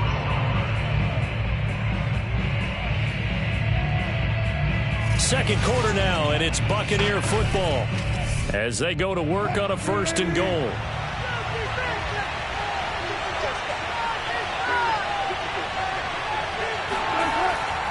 Fournette. Give him 4 on the carry there. It's 2nd and goal. But if you're going to have a relay race, you're probably going to pick your backs and receivers to run it, but don't underestimate the conditioning of the offensive line. They're out there just dictating things, staying on the field, and keeping a long drive going. Extra bulk up front for 2nd and inches. 3 tight ends. Fournette again. And he's in. Touchdown, Buccaneers. Leonard Fournette. Fine work there on the touchdown run, as his guys are first onto the scoreboard here this afternoon. So they brought the extra bulk in down on the 1-yard line, and they're able to push this one across. Yeah, I can just see your face right now because I know we're mind melding on this one. Coach Madden would love this. Power football, hat on a hat, chest to chest, driving forward, touchdown. Extra point put through by Succop, and it's now a 7-0 game.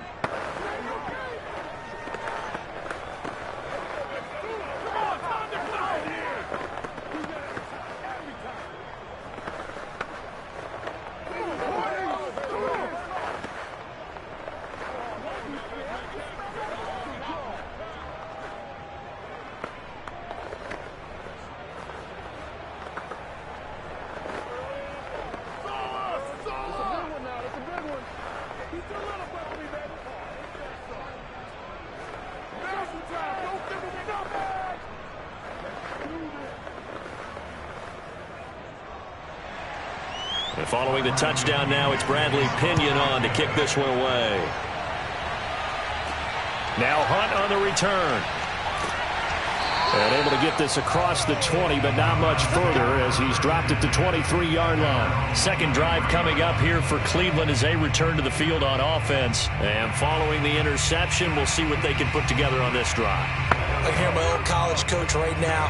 He always used to tell us before every game, the team making the fewest mistakes will win. What they're hoping is that that last mistake is their only one of the game. Coaches, that's all they talk about, turnovers, right? Minimizing those and maximizing opportunities. Murray's throw into the hands of Hooper.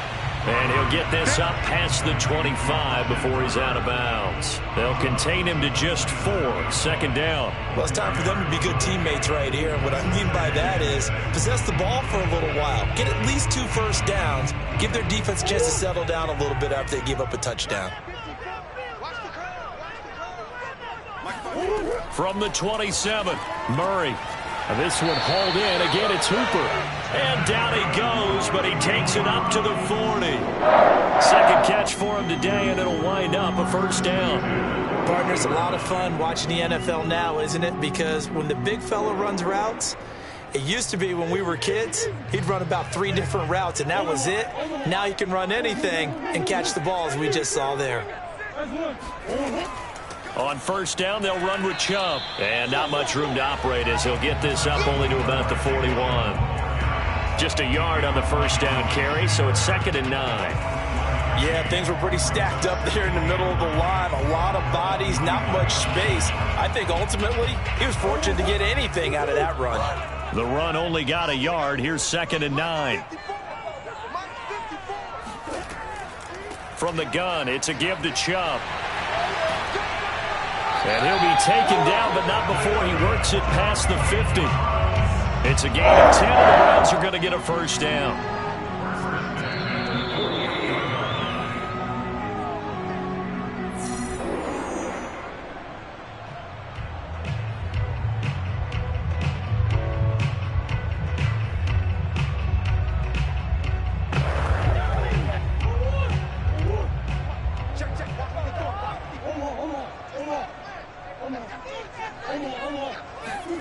Murray now on first down. And that's incomplete. Defensively, Charles, they continue to really limit this offense as far as yardage goes. Yeah, you're exactly right. They've been assignment sound, staying in their lanes, keeping proper leverage, and communicating well, too. After the incomplete pass, here now is 2nd and 10. To throw, it's Murray. He's got the hook up to Odell Beckham. And he's corralled at the 40, but not before picking up 8.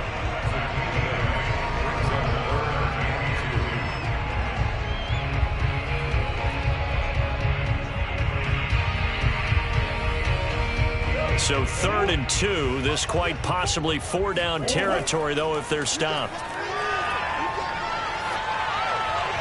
And that is incomplete. Well, the other day they told us when we've got 3rd and 5 or less, we have to be able to convert. And I guess every team would say that, Charles, but an opportunity missed there. What they were trying to tell us is they believe it's a matchup game at that point. And they liked some matchups that they had, thought they could exploit them, unable to do so on that play.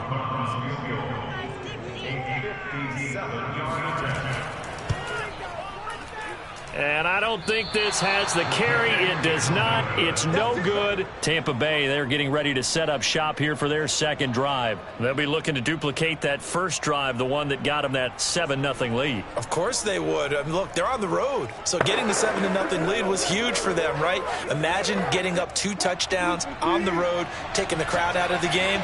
It'd be ideal.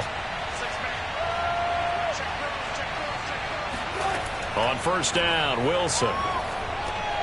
He gets this to Davante Adams. And he's brought down. A gain of 11 to kick off the drive, and it's a quick first down. If you're going to blitz, likely going to leave you in man coverage with this guy, and that is less than ideal. It is, because just about any offense that has an elite receiver, if you blitz and have him in man coverage, you're going to him, even if he has an elite defender on him, because he usually knows where the ball is before the defender does.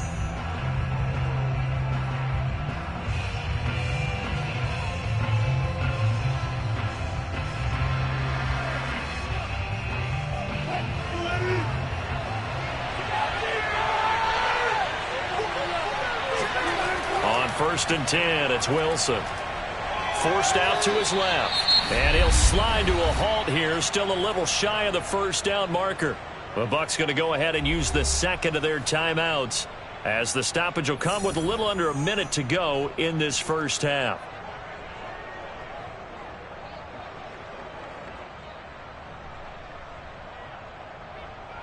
Second and 7. Out of the gun, here's Wilson. This is caught by Evans. And he'll head out of bounds Browns inside the 10. Mark it down at the 9. That one nearly 30 yards, 29 officially. And remember, this drive started off following the turnover, and they've taken no time working their way down the short field. A nice connection there, and now they're looking at a 1st and goal.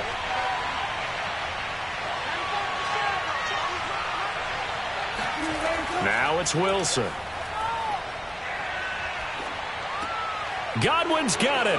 Touchdown, Tampa Bay. A 9-yard touchdown there. And the Bucs are going to add on to their lead. CD for them. This has just been an offensive explosion here in the second quarter. Yeah, held scoreless in the first quarter. Now they find the end zone again here in the second. Sometimes you just have to have some patience. A lot of people think it's always an adjustment. You have to change what you're doing. Sometimes you just have to do your game plan just a little bit better. And I think that's part of what we're seeing here. Extra point up and good by Succop. And that'll make the score 14-0.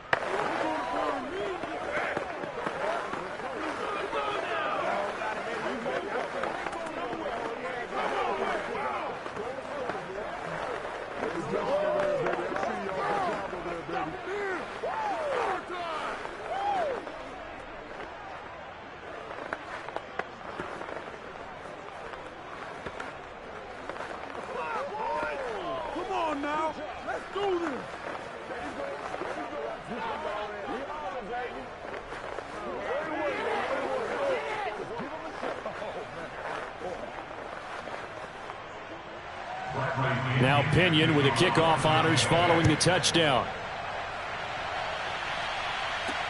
Now Hunt on the return.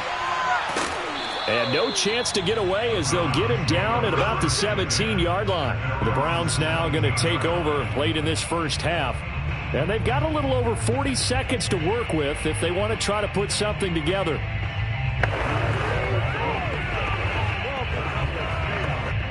So from the 17 now, here's a 1st and 10. Here's Murray. He's got a man wide open. It's Landry. And they're going to get this beyond the 40 before he's taken down. Now the Browns will use the first of their 3 timeouts as the clock will stop with 33 seconds to go in the first half. The Browns now going to take over late in this first half. And with great starting field position and a couple of timeouts at their disposal, they'll certainly have the green light here. One play has them up past the 40 already, and another 1st and 10. Here's Murray as he sets to throw it. Dumps this to his running back, Chubb.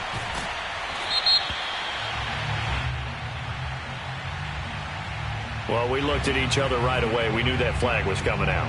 And I always enjoy the conversation post because officials always tell you, I don't want to throw the flag, but you caused the play. You did it. I had to.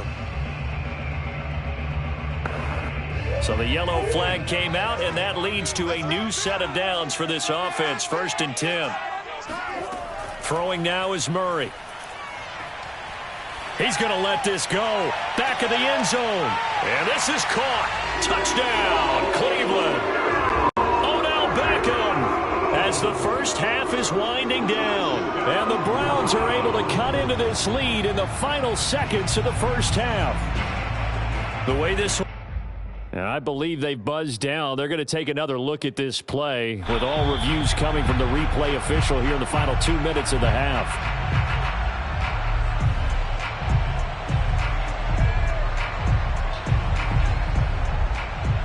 So they called it a touchdown originally, and this will stay a touchdown after the video review, so they had it right. Chase McLaughlin on for the extra point.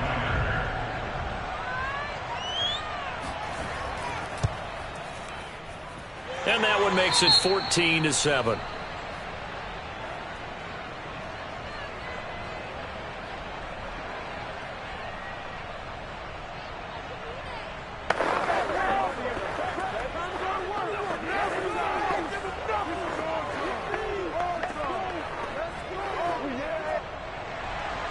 So not much time to speak of remaining in this first half as the kick's away.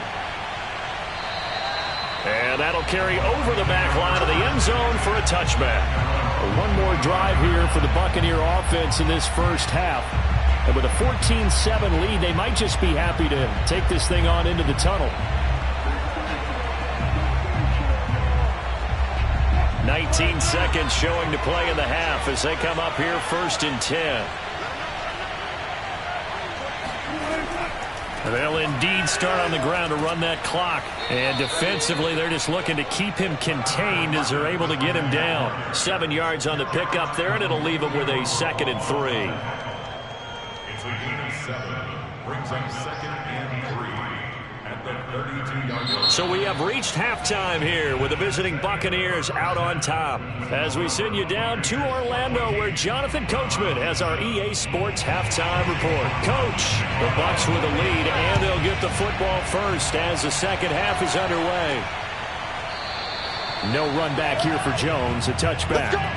The Bucs offense set to begin their next possession. We have not seen much on offense from either side these last few drives. It has been a struggle, hasn't it? Totally, and you're thinking to yourself right now, if you're on offense trying to get things figured out, okay, we self-scout every week in our game plan. How many things do we do at certain times? What are our tendencies? Time to go to some of those tendency breakers and try and create some offense. They always have those in their back pocket, don't they? You have to, and if you don't keep abreast of what you're doing, you lock into a rhythm and make it easy for the opposition. Looking for tendency breakers right now. A second down pass play there, but it's incomplete. Well, that's where this Cleveland crowd, the dog pound in particular, make it difficult on opposing offenses. It looked like they might have had troubles communicating at the line, and it leads to the incompletion. An incomplete pass on that last play, and that means they'll need to come up with something here on 3rd down. Here's Wilson. Pressure comes, and Wilson's going to go down. Jadeveon Clowney showing the explosiveness on the sack. That would be exactly what they were looking for coming out to start the 3rd quarter. Get a sack, get off the field, get the momentum going in their direction. Get the ball back to your offense, right? Get that momentum because, hey, this lead is very, very slim. Here's Bradley Pinion now as the drive goes backwards, so he's on to punt it away. Running right through him. 39 yards on the punt, just 2 on the return, and the Browns will take over 1st and 10. Here's the Browns now. They get set for their first possession of the 3rd quarter, and they're hoping to redo their efforts in the last drive when they got into the end zone. And just think of what it's like now on the sideline, because when you score a touchdown, you have to go over and look at the tablet and see what you did on the last drive. When you scored points, it's a whole lot better view than when you're trying to figure out how to fix things there. And now the drive starts with a completion out to the right. 7 yards the pick up there. Well, that tight end position, it just seems to continue to evolve every year in the NFL. Yeah, you're getting really terrific athletes. A lot of them maybe were wide receivers at one point. They continue to give you speed, great hands, and big bodies, which make them excellent targets for quarterbacks. Looking to throw again on 2nd down.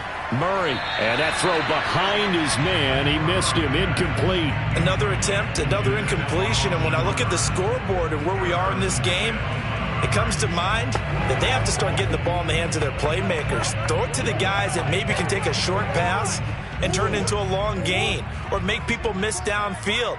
They've got to have points. And the guys who can put the ball in the end zone, they're the ones that need to touch the ball. And he's got the hook up to Landry. And he is going to have a Browns first down by about 3 yards or so as they wind up getting 7 there on 3rd and 4. Would it be safe to say that as precise as routes are supposed to be run in the NFL, maybe they're not quite as precise in college ball? That's accurate, yeah. And I think we saw a college route in the NFL there. Just find the soft spot, find the dead zone, and find the first down. And that's what he just did. And this has been a familiar sight all afternoon as they stop him behind the line. 2 yards the loss, 2nd and 12. This defense is just flat getting after it. They have not given up much of anything in the run game. Case in point right there. So the first down run lost a couple. Now they come up 2nd and 12. And again, it's Chubb. And he is met at the line of scrimmage, and he goes down right there. Maybe a gain of a yard that time, but yeah, from the spot, actually no gain. So 3rd and long.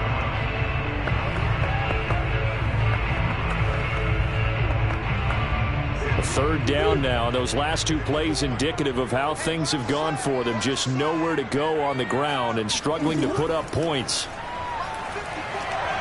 Oh, he's going to go for it all. And that's going to be caught for a Browns touchdown. Nick Chubb, 43 yards. And the Browns have a chance to tie the ball game here in the final minute of the 3rd. Well, he wasn't the guy they were initially going for, but after going through the progressions, it worked. When you have plenty of people who can catch the football, you don't always have to go to your primary target, and sometimes that target is actually covered. Nice job coming off of that and getting it to someone who was open. And a man out of the backfield gets in for the score.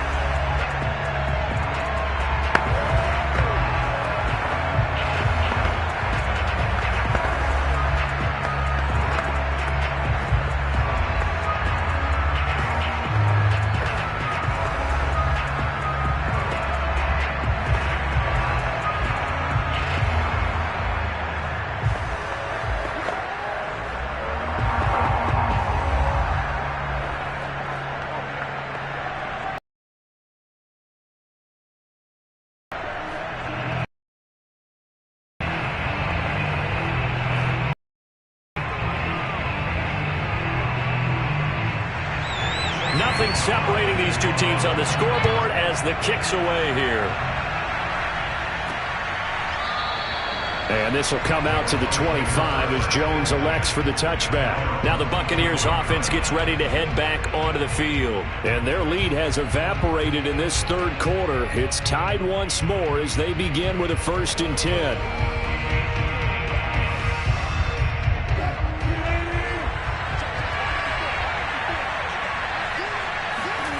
Wilson looking deep for Adams. And the throw left sideline here is caught, but they'll rule it incomplete. Couldn't keep his feet in. 2nd down. There is something to a game plan with trying to keep a defense honest. With a guy with that type of speed, you do so. Send him deep. Try and throw some air under it and hope you connect downfield. On that play, they were unsuccessful. Again on 2nd and 10, it's Wilson. Buying time to his left. And he will slide to a stop. He does have the 1st down. A new set of downs after a strong pickup of 16 yards. Well, that was man coverage. So once he decides to run with the football, there's no one to account for him, and he turns it into a nice gain.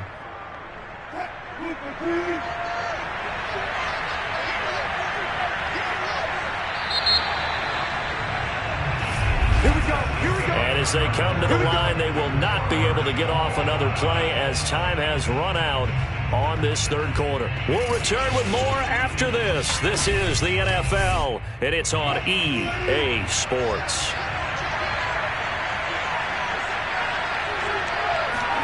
Now Wilson on 1st down. Looking deep for Adams.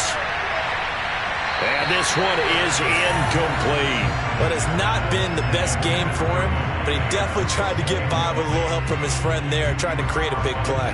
Couldn't do it, fell incomplete, but you're right, hasn't been a banner game here in the 2nd half, just trying to get going. Big thing is trying to keep confidence up and continue to fire. Under 4 to go now as they come up on 2nd down. Here's Wilson.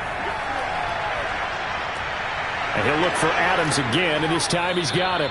And they're going to have another 1st down as he's going to be tackled at the Browns' 33. A good pickup there, 26 yards. And partner, in a tie game in the 4th quarter, you and I both know in the NFL, that's when you lean on your stars, and he came through with a nice catch right there. So a 1st and 10 upcoming from Browns territory now, down at the 33. Throwing is Wilson. And a first hookup with his all-pro tight end, Rob Gronkowski. Not a big window to throw. Coverage wasn't too bad there. Yeah, they had him under wraps pretty well, but somehow able to muscle his way open and catch the ball. 3 yards remain for 2nd down.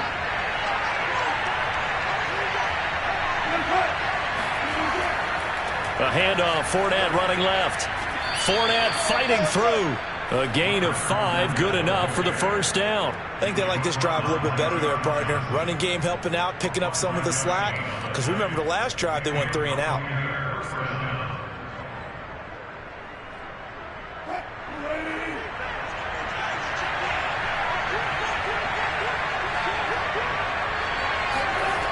They'll throw on first down with Wilson.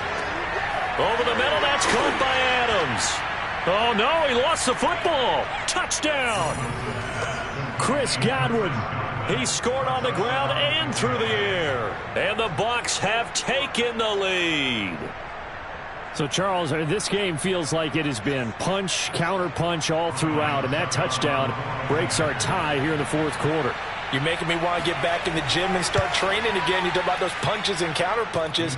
I also think this is where you and I start thinking to ourselves, who's going to make the play to change that, right? Who's going to get out of this little cycle that they're in right now and make a play and give their team a firm advantage? Keep giving it to him. Come on, keep giving it to him. Let's go. Oh, wait a second.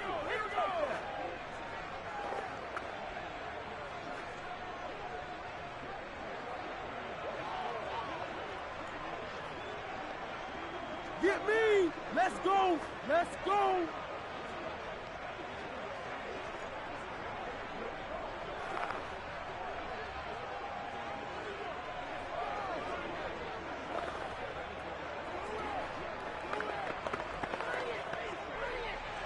And following the touchdown now, it's Bradley Pinion on to kick this one away. No run back here, down to a knee, and this drive will start at the 25. So now the Browns down by 7, 2:15 remaining. Plenty of time here. They've got 3 timeouts and the 2-minute warning as they've got it 1st and 10.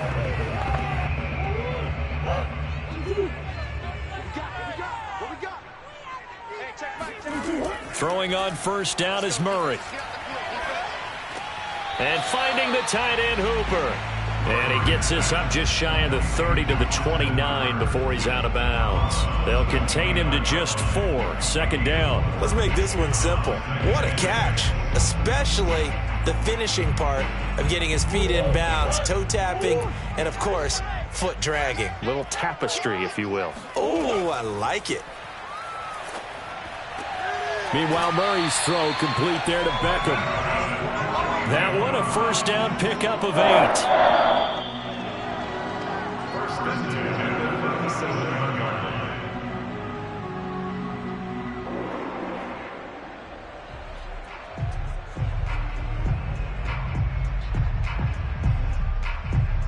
line. Line of scrimmage, the 37 on 1st and 10.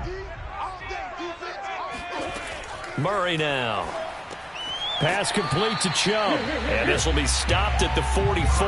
That one good for 7 yards. Not in a position where they absolutely have to rush right now, but they definitely have to pick up the tempo a bit.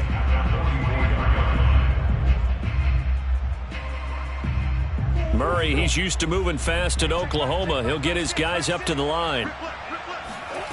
To throw is Murray.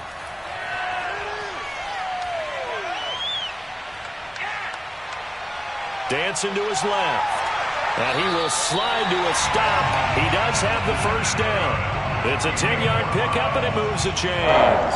So there you go. Save your best scramble of the day for a big-time situation in the fourth quarter, picking up the first. You don't want to use it up early, right? You want to make sure you save it for that exact moment, that key time.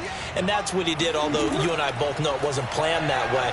But what a nice job using his eyes, scanning the field, and realizing when it was time to exit the pocket and go. And he'll go out of bounds after taking it a little further down inside the 40. He'll get 8 on the scramble there. It'll be 2nd and a couple.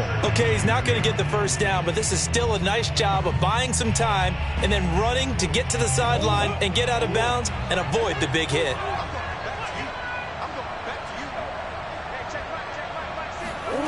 Murray to throw.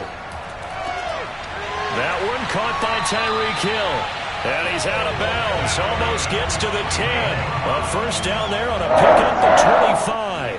That's what they need right now. Get the first down, get out of bounds, stop the clock. Just playing smart football, understanding the situation, making the plays necessary, and making sure that clock stops at every opportunity. Back to throw. Murray. Eluding the pressure right. And he slides and covers up at the end as he's going to be able to pick up decent yardage. Nice work to get 7 out of that, and it's second down. Nice solid game there, partner, but the clock is starting to become his enemy. Absolutely. Every second right now, more and more precious as it ticks. Counting down to 30 seconds remaining. Now the Browns will use the first of their 3 timeouts as they'll stop it with a little over 30 ticks to go in the football game.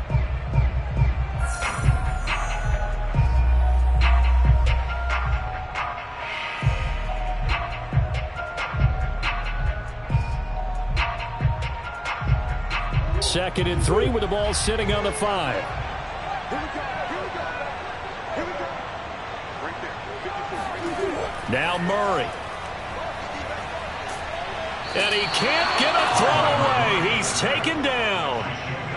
Shaquille Barrett in there to drop him as that clock continues to run. Nice play there by Shaq Barrett, and he was always going to be hard-pressed to match his 2019 output, where his 19.5 sacks led the NFL. But still in 2020, he put 8 on the board and remains a key cog in the Buccaneers defense.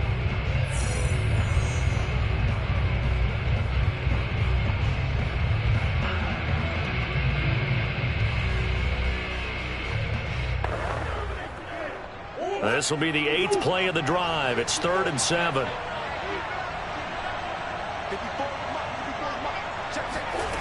He's back to throw.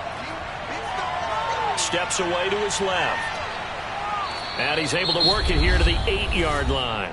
And now with 4 seconds left, we get a timeout call.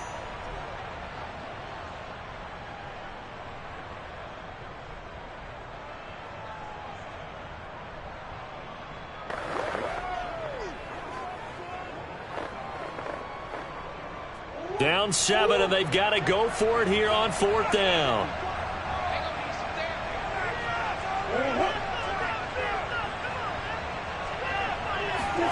Murray, one final try. And he is across and in for the score. And now they can tie the game in the final stages with the extra point. Or they can go for 2 and go for the win. Obviously, the excitement level here is almost a fever pitch. Down 1 is tempted to go for 2. I say you go ahead and kick the extra point. You got the home crowd. Carry it into overtime. I'm with you. I do see some fans, though, holding up 2 fingers. Easy now. Yeah, but they're not the ones who have to actually make that call, are they?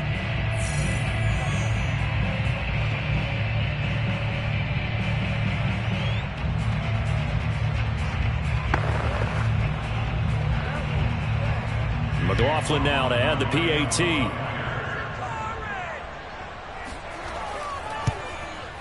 And he has got it.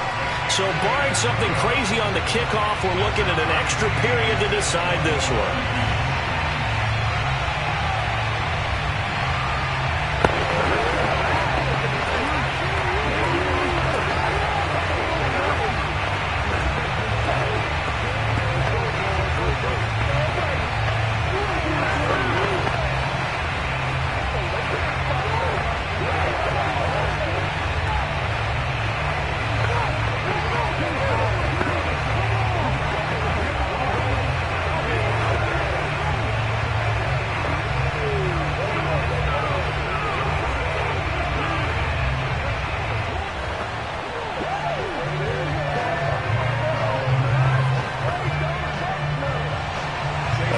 Teams locked into a good one here. 21 all the score as the kick's away. Now Jones.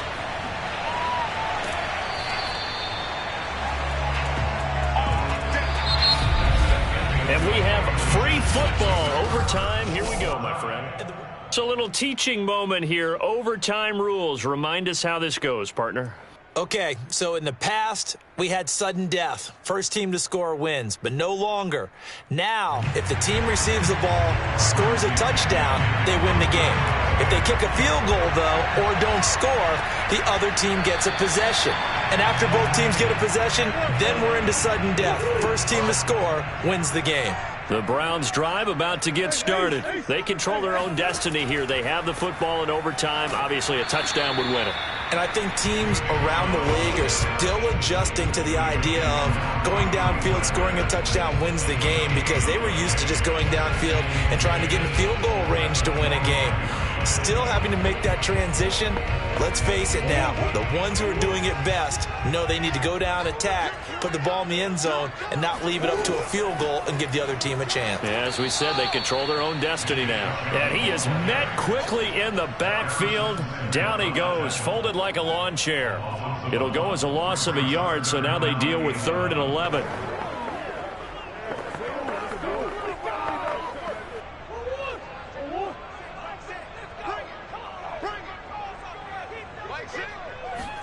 First throw of overtime for Murray. And this is caught. He hits Landry. And he is going to have the Browns first down as they're able to get the 3rd down conversion. He's such a good route runner. Shows it there on 3rd down. Very proficient and a good pass. And you know what I've observed over the years in the NFL? The better a route runner you are, the more confidence your guy's going to have in you to go to you in important times, because he can trust you being in the right spot. And they connected there and picked up a first down. Murray. Oh, now Murray has it stripped. And it's picked up by the Buccaneers. And he's free going down the left side. It's a foot race. And he brings it back to the house. It's a touchdown. And in a crazy inning, a defensive score wins it. The offenses have success. You could say they've run wild a little bit. Time for the defenses to get into the act, and one does here. Nothing like a little bit of revenge for the defense. They've had to deal with it all game long. Both offenses going up and down the field. How about it when they take the ball away and take it to the other end zone?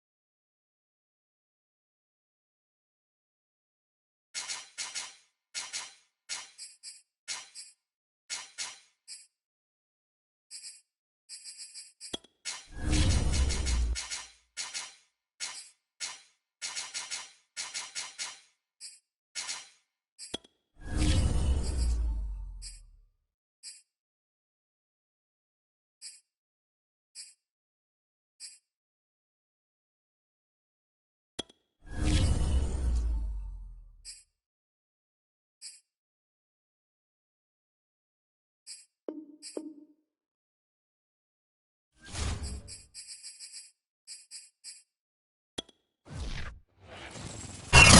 are at the oldest continually operating stadium in the NFL as you get a look inside Lambeau Field in Green Bay, Wisconsin. We all know this community lives for its Packers, and the green and gold came out of the tunnel a short time ago, and it was loud. We are ready for football, so are they, as the Packers get set to match up with the Tampa Bay Buccaneers. The Bucs ready to take over once again.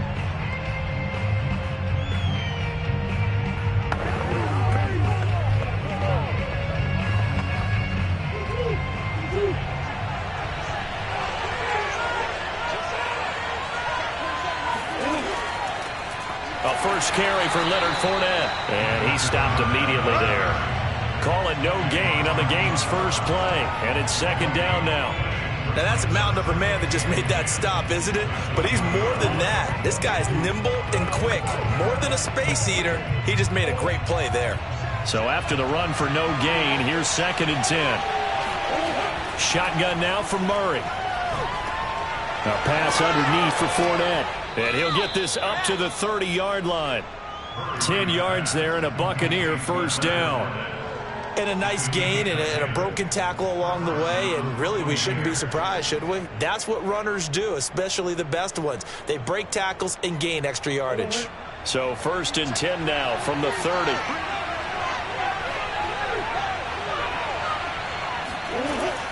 Fournette running out of the gun. And this is going to be a Bucs first down as he'll get this up to about the 42. Well, one unit I know you want to watch is that offensive line. If they keep clearing holes like that, it could be a long night defensively. No doubt about it, because when they are in sync, as we're seeing so far, when that continuity is there, and you can see that they're playing off of each other while controlling the defensive front linebackers, you're exactly right. It could be a very long night for the defense because someone's going to run for some big yardage. No gain on the play there, 2nd down. As usual, the hallmark of a good run defense, linebackers making plays near the line of scrimmage. Absolutely nowhere to run there.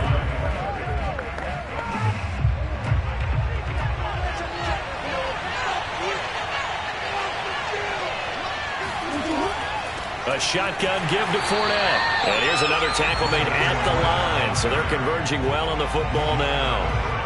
Back-to-back stops make it 3rd and 10. A quick observation, Brandon, because early on in this game, I'm seeing linebackers playing with their noses close to the line of scrimmage. And my guess is the wheels are turning on that sideline as a play caller filing that way right now. Yeah, you're trying to find that opportunity later on when you can play action them or stick something to them between the 2nd and the 3rd level.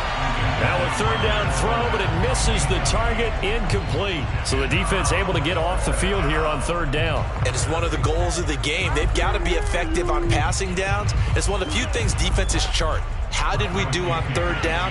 That's a nice start for them in this one. The punt team on now as Pinion sends this one away. Calls for the fair catch, makes the fair catch just inside the 15-yard line. So possession goes over here on the punt. And the Packer drive will start from deep in their own territory with a 1st and 10.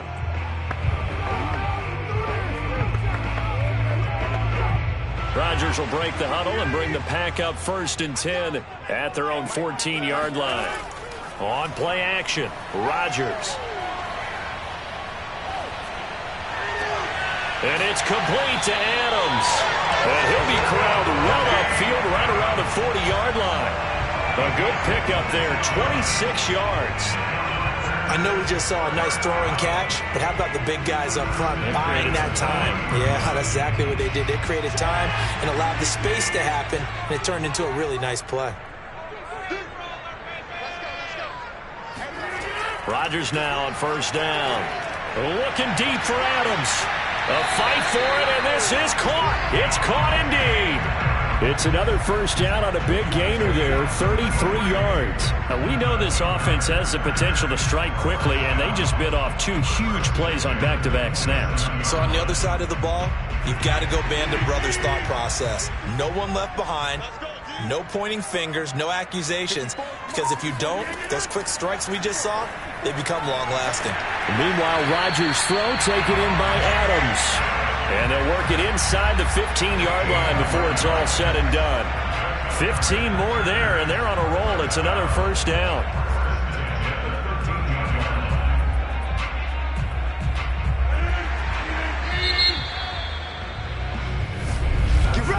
No score after one on EA Sports. Back for the second quarter in Green Bay. It's the Packers in possession of the football. From the 13 now, they work on 1st and 10. On first down, Rodgers firing quickly here, and that's complete. And the Packers are going to be set up with a 1st and goal on a pass play that moves them all the way down to the 1. Boy, how about the speed with which this offense can get down the field? It's taking them no time at all to get down here, and now they're set up with a 1st and goal. 1st and goal at the 1.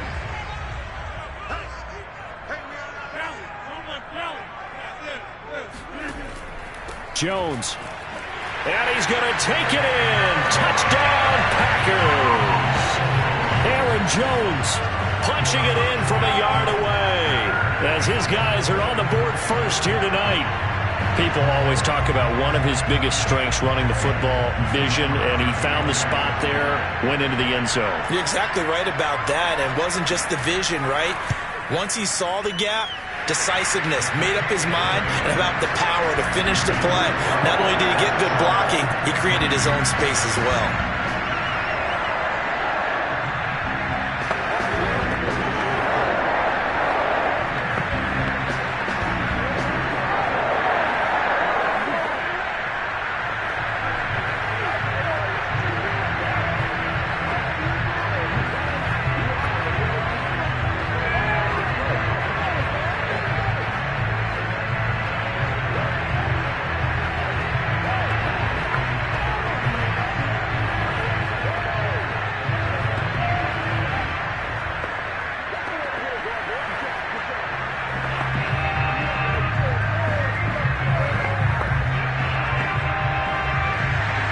The kickoff team on the field now as they will send this one away.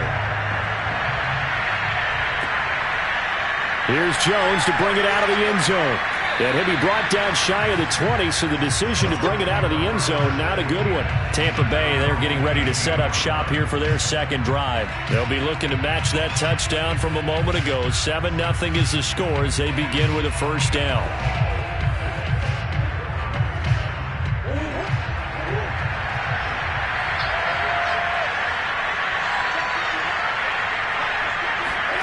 Here's Murray. It's caught by Mike Evans. And he's tackled a yard short of the marker. Good gain of 9 on first down. Nothing fancy on first down, but a very consistent type of a play. Hit that slant. A lot of people call it an extension of the running game, and it can be if that pass is completed, because you hit a guy on the run like that, he often can go for big yardage. Sets him up nicely for second down, staying ahead of schedule. Into double coverage, and it's intercepted. Adrian Amos with a pick, and they will take over at the 29-yard line. So after the INT, it's Rodgers. A throw complete to the tight end, Kenyon. And taking it to the 15-yard line before he's brought down.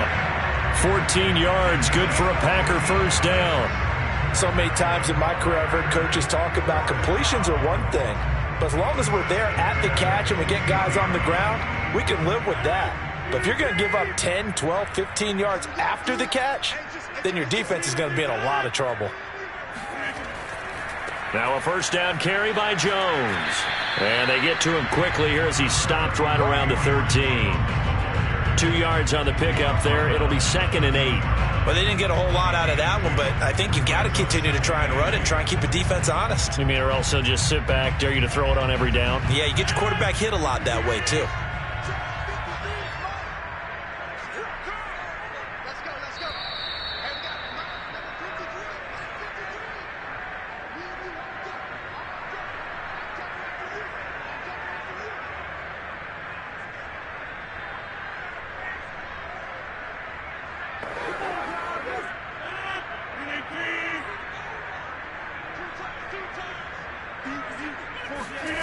Throwing on 2nd and 8.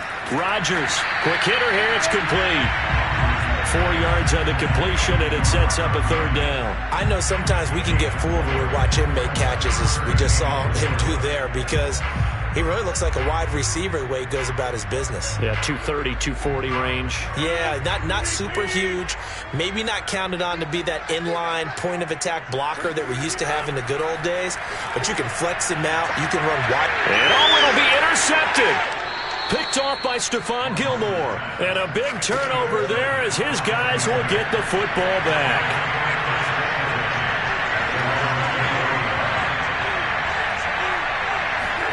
After the turnover, here's Murray. And it's incomplete. Boy, he doesn't drop many like that one. 2nd down. Fair to say, hasn't been his best game throwing the football, but also not getting a lot of help out there either. Yeah, you nailed it pretty well, you know. He's got to throw it better. Got to get more help. Obviously one that should have been caught. They got to find a way to bring those two elements together so they can make some progress in this one. Murray's throw on target to Godwin here. And he's got it past the 30 before he's hit and dropped. He's got his first catch here before halftime, and it goes for a 1st down. He's been the forgotten man in this first half. Not a guy you want to forget. Not only his first catch, first time they've targeted him. That doesn't make any sense, does it? Not because at all. Those are the types of plays that he provides. When he does come alive, when they do look his way, not only is it a big catch, it's a 1st down.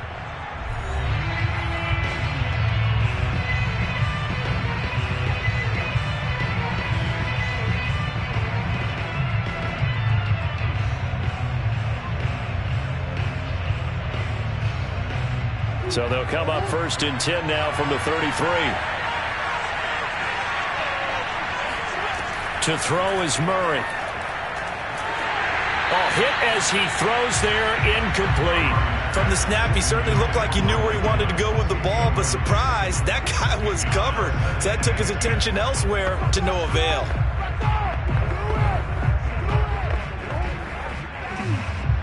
An incomplete pass on 1st down. That leads to a 2nd and 10. Now Murray again. This is caught by Antonio Brown. And he'll be taken down, but not before he gets into enemy territory. The Bucs going to go ahead and use the 2nd of their timeouts as they get the stoppage with a little over 50 seconds to go in the first half.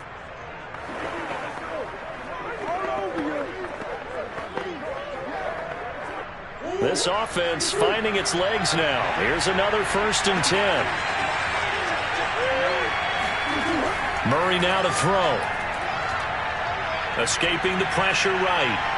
And he'll protect himself at the end here as he winds up getting pretty decent yardage. The improv on the scramble there gets him 6, and it'll be 2nd down. They brought the blitz that time, and I thought they were going to get to him, but instead he flipped it on its ear and ended up picking up positive yardage. I thought he was dead to rights, but you are exactly correct, sir. Able to turn that into a positive gain. He's going deep for Brown. And this is going to be intercepted. Derwin James with a pick. And his guys have got it back at the closing stages of the first half. About set to get this drive started, the Green Bay offense at the line. And with a 7-point lead, they'll likely look to take this to the locker room and not really press the issue. And he's going to be dropped following a pickup of 7 past the 30 to the 32. So we're at halftime here at Lambeau with the Packers taking the lead to the break. As we'll send you down to Orlando, we check in with Jonathan Coachman for our EA Sports Halftime Report. Coach, just the one touchdown in that first half, 7-0 our score as we get going in quarter number 3. He'll going to sit on this one, and it'll come out to the 25. Rodgers will bring the pack up with a 1st and 10 at their 25-yard line. Working from the gun, Rodgers got his man complete over the middle. That's Adams. And from the 25, they work this to the 29, a gain of 4.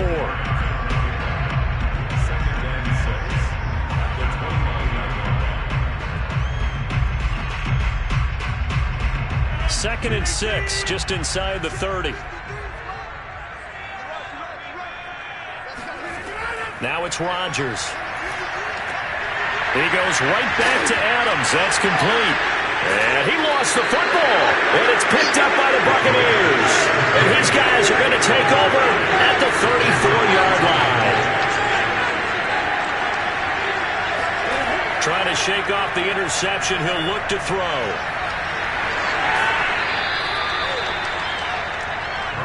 Just about every quarterback is trained to really look downfield first before you come back and make a nice, safe throw. And in this case, that's exactly what he did. Found his running back, let him create some space, and it turned out to be a nice play for the offense. Working with a 2nd and 4.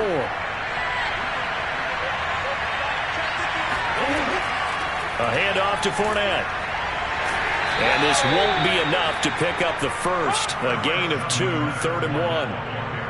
This is what happens sometimes when you abandon the running game. It's hard to get back to it because once guys get out of that mentality of firing out and hitting people, hard to get them started again occasionally.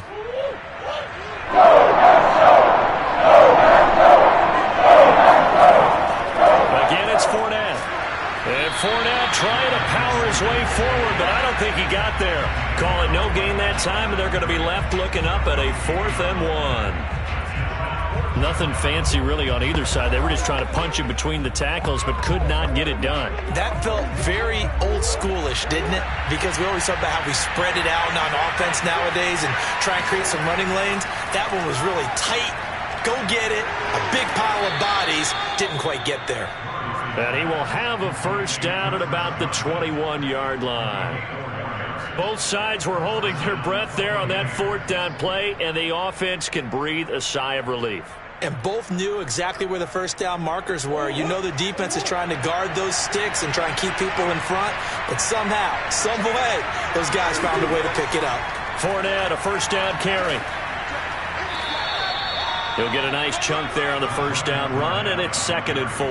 Now, they struggled to get him rolling on the ground in the first half, and that's sort of continuing here in the 3rd quarter. Yeah, but I don't think it's time to abandon the running game. I would say keep feeding the horse, and I believe he'll eventually reward them, especially as we get deeper in the game.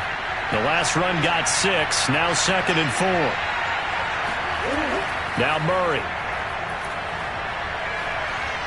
Flushed out right, and he'll take this beyond the line of scrimmage as he slides to a hole. It's just a gain of a couple there on the scramble, and now it's 3rd down. Now, how about that play? He took a possible negative and turned it into positive yardage and slid down to avoid taking a big shot. Excellent job getting down and avoiding the big hit. They'll try and run for it with Fournette. And he will have the first down inside the 10 to the 9-yard line. Just 4 yards on the pickup, but that's good enough to extend the drive. Sometimes with the running game, you've just got to stick with it. Look, it's the 3rd quarter, no time to panic. But that also doesn't mean you just do it the same way you've been doing it the entire ball game. Maybe change up some blocking assignments or run a few different plays, but stay with the overall essence of. And he's into the end zone. Touchdown, Buccaneers. Leonard Fournette, a 9-yard touchdown run. And the Buccaneers are an extra point away from tying this ball game here in the final moments of the 3rd quarter. Ryan Succop for the point after.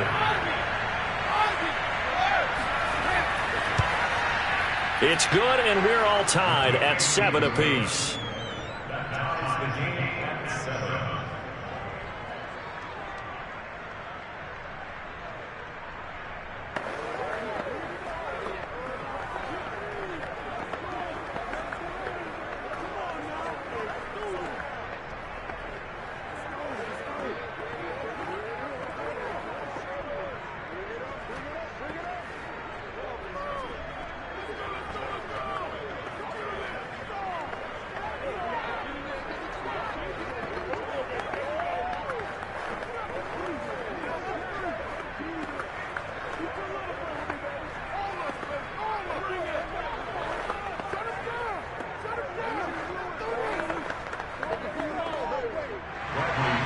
So we're right back where we started, all even as the kick's away.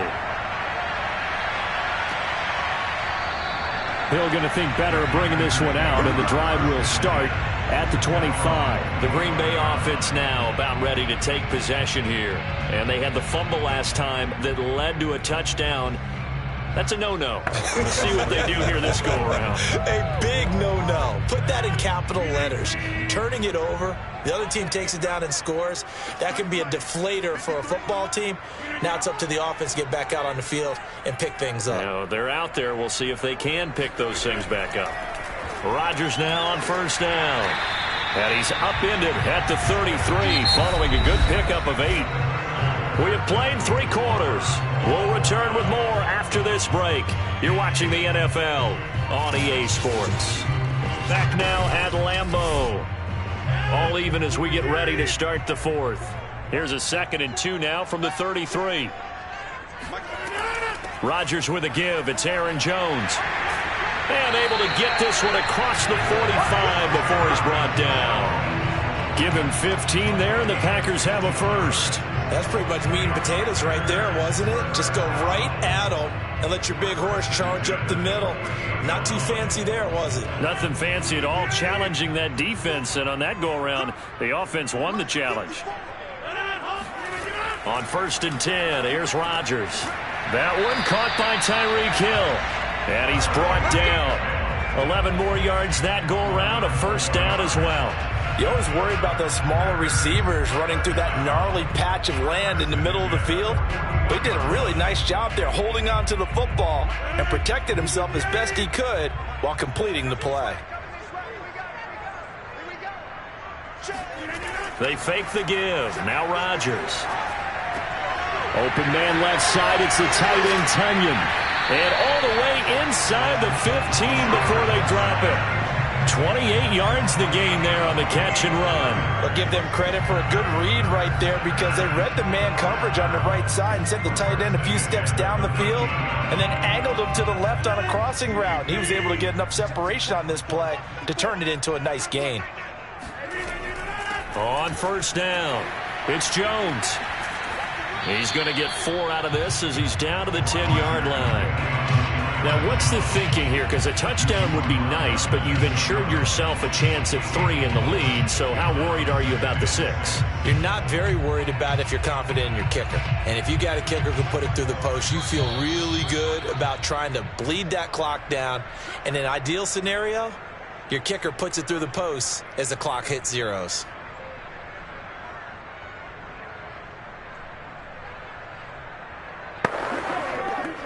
Six yards left on 2nd down. Again, it's Jones. And this time they were waiting for him as he'll be knocked out before he can get back to the line of scrimmage. Now they're going to be dealing with a 3rd and 7. Is that one officially a loss of 1? Partner, you've got about 20 coaches on your payroll, but there's 60,000 of them in the stands. I don't think any of them like that play. And the later we go, it's starting to sound like 100,000 in here. On 3rd down, here's Jones. And he will not be able to get the first as he can get this only down to the 5. Now a timeout called for by the defense as they'll get it with just over 90 seconds to go in the ball game.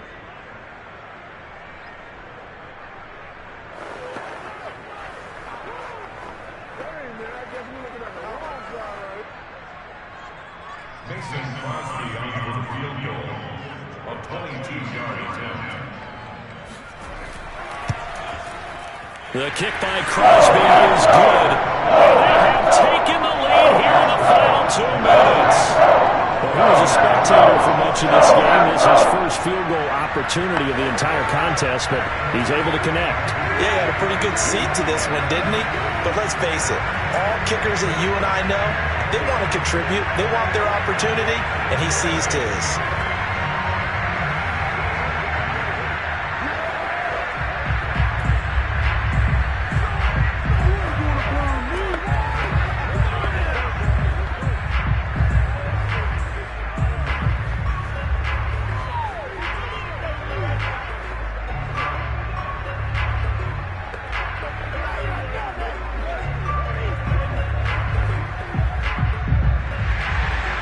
Set now to kick this one away, and off it goes.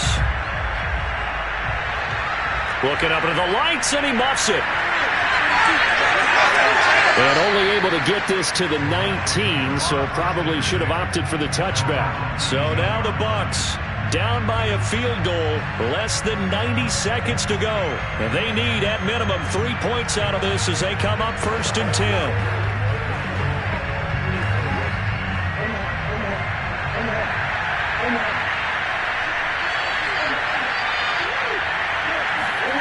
To throw is Murray. He'll set up the screen to Fournette.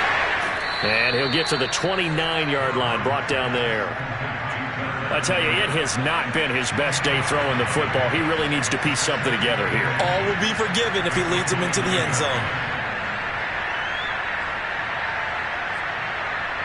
Counting down toward a minute to go in this football game. Now Murray. That's to his running back, Leonard Fournette. And he's able to take this one up to the 35-yard line. 6 yards to pick up, and that's a first down. Huge first down, gotta hurry. Yeah, now they have to get up there, get set, and then spike it.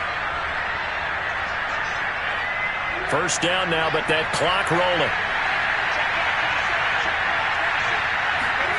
Murray to throw. Over the middle, and it's incomplete.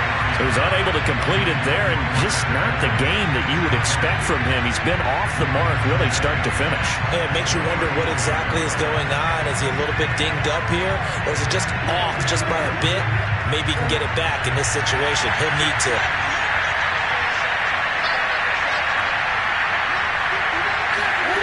Back to throw, Murray.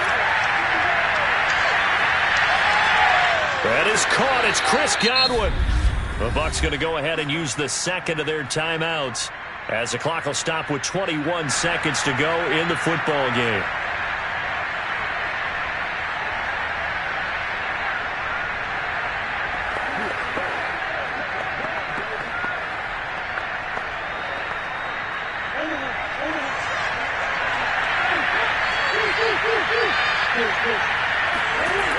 Back to throw.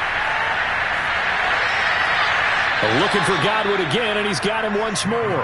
And he'll be out just a yard or two shy of the 30. Back-to-back receptions for him, and it's another first down. They got exactly what they wanted there. Out route, catch, get out of bounds, stop the clock.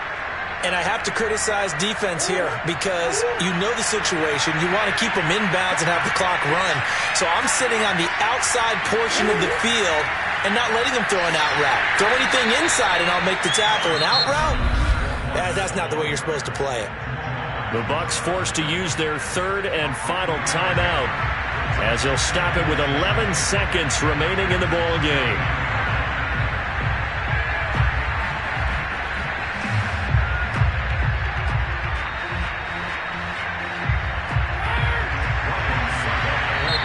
The Packers going to use one of their timeouts. It's just their first. They've got 2 more to use here in the final stages.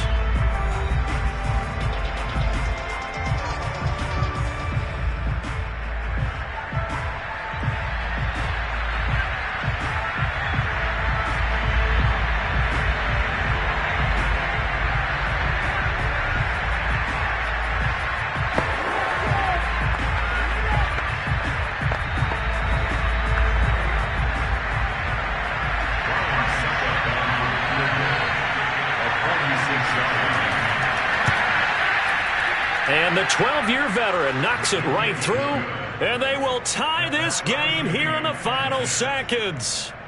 So a money kick there in the final seconds, and now, barring any hijinks on the kickoff here, partner, I think you and I, we're going to settle in for a little overtime. And I wouldn't have it any other way. This has been a dogfight all through regulation. No reason to think it won't continue in the extra period.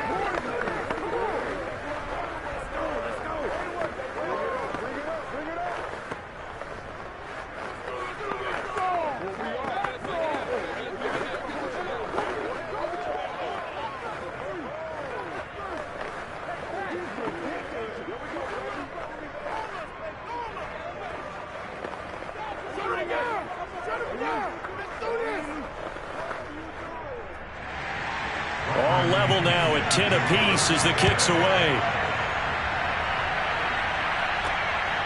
This taken in at the goal line. And his guys will get the football right at the 20-yard line. The Green Bay offense ready to take over. Tie game, and barring something incredible here, we're likely headed to overtime. What I would do is either hand it off inside or more likely to take a knee and let the clock run out. Because if I'm back there trying to throw and a sack happens, the ball comes free, I can lose the game here. If I get to overtime, I can still win it. 53 is the mark. They'll run on first down. Jones. And he'll take this for a short gain on what will prove to be the final play of this ball game. And we've got free football. 4 quarters done, and we're dead even. We'll have overtime after this timeout. And here in overtime, if the team that receives the ball scores a touchdown, it's over. If they don't, we can still have some more football. That's exactly right. If they go down and kick a field goal, the other team gets a possession to either match it or score a touchdown to win the ball game. If both teams kick field goals, the next team to score wins. But if the receiving team throws a pick six or fumbles the ball and it gets picked up by the defense and they score, the game is over at that point. And good coverage there on special teams as they'll get him down shy of the 20. Here comes the Tampa Bay offense now heading back out onto the field. Set for their first drive here in overtime, and this is where the crowd can really become a factor. They've had to battle it all day, but I know what you're saying. In overtime, that gets doubled, doesn't it? At least, because now the crowd really wants to be involved and help their team, and that first drive can dictate the whole thing because they know if this team takes it downfield and scores a touchdown, it's game over. It's been loud in here so far, and that's going to wind up incomplete. However, we do have a flag down. Let's check in with our referee. Antonio Brown can wreak havoc in so many ways. Here he's able to cause a PI penalty. He runs at defensive backs with such speed and power. I think it creates panic on their end, and a lot of times they just reach out and grab him, and that's the result there, a pass interference call. Murray now on first down. Flush to his right, and he works his way past the line of scrimmage and then slides to a halt. He'll wind up getting right about 4 there on the scramble, and it's second down. Well, he did a nice job keeping his eyes downfield, waiting for someone to get open. But once the pressure forced his eyes down to see the rush, it was time to make a break for it. From the 25, here's 2nd and 6. First throw of overtime for Murray. Throwing left side, he's got Gronk, complete. His first catch, and it's a big one in overtime. It's a first down. Charles, you get into these overtime situations, that's not a bad guy to dial into. Well, when you have to have plays, especially in a spot as you just described, we're in OT, you've got to go to the guys you can trust and you know are going to make the plays. Well, they say, it's not the X's and the O's, it's the Jimmies and the Joes.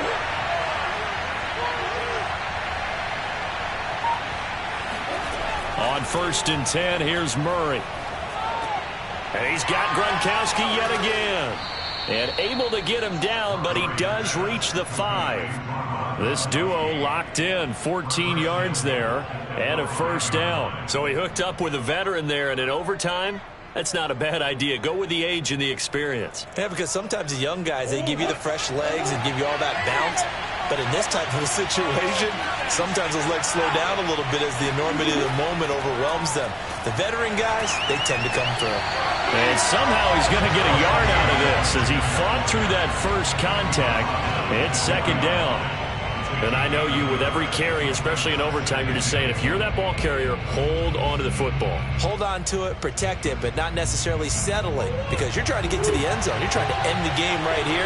And I know the defensive guys, poking, clawing, raking, trying to knock the ball free and protect their end zone. Yeah, like you alluded to, especially this part of the field. Now a second down throw for the end zone, but it's incomplete. Not only did he have a chance to scan the field there, it felt like he had a chance to scan it twice. The protection was that good. Unfortunately for him, the coverage downfield, equally good.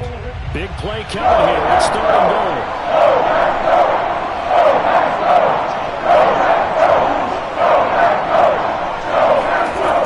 Murray going to throw. Murray has it knocked loose. Fumble. And this is going to be Packer football.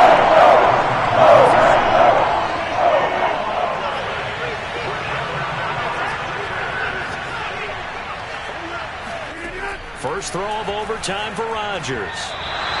throwing over the middle, but it's incomplete. I know coaches tell us all the time that having a powerful arm isn't the number one thing they look for in a quarterback.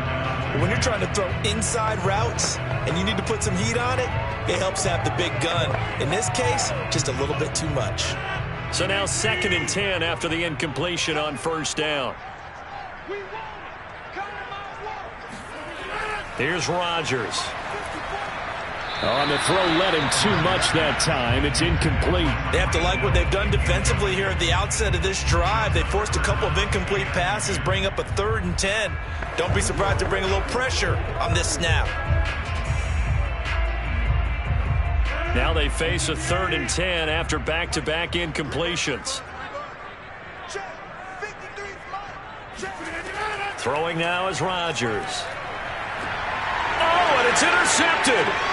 Picked off by Stephon Gilmore.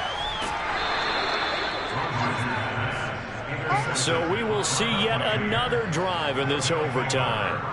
For whatever reason, neither team able to finish this game off. I know that the first thought is, does anyone really want to win it?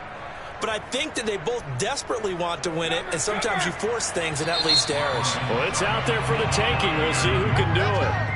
And Allen Packer's going to take another timeout. They'll be down to just one remaining as we step aside here in overtime. Back now comes Tampa Bay. And what a turn of events here in overtime. This is a 1st and goal with a chance to win the game.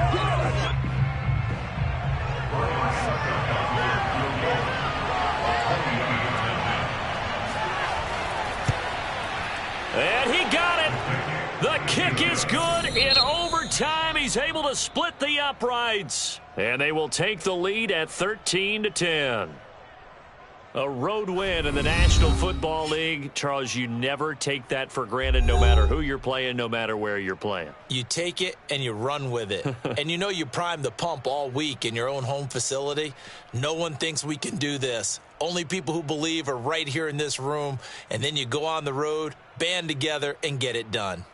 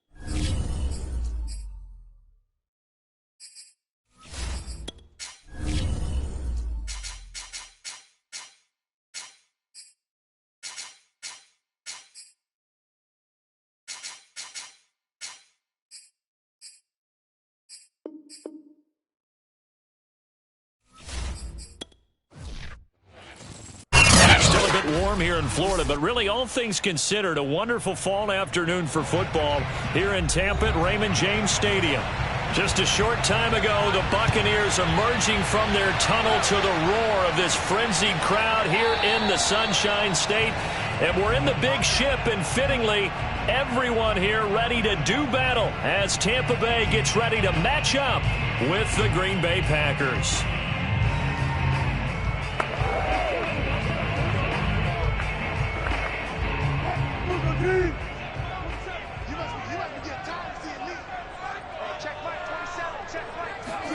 Wilson now off the bootleg. And a first hookup with his all-pro tight end, Rob Gronkowski. And he'll be taken down, but not before they work it across midfield. The catch and run pays off for 29 yards. At 6'6" and nearly 270 pounds, when a ball goes in the air for Rob Gronkowski, seems like most people always bet on him. And rightly so. I can't imagine how you can make a play on the ball that's going to affect him. He seems to just kind of shrug off defenders. And you talk about uncovered down. And it's a fumble. And the Packers pick it up. And to the 40-yard line, that's where the return stops. So good field position for the Packers as they come up 1st and 10 at the 40. Now after the fumble recovery, it's Rodgers. It's a gain of 5, and it'll be a 2nd down. And just in general, Charles, on a play like that, how tough is it for the defense to account for a running back essentially being a receiver downfield? It's very difficult, especially if the running back has skills like a receiver, and you're aware of that before the game even begins. So throughout your practice sessions, you're going to want to be aware of him. Where is he lining up? What can he do? What kind of damage can he do to us downfield? And who can match up with him without weakening our overall defense? You're exactly right. It's a tough task to match up to him.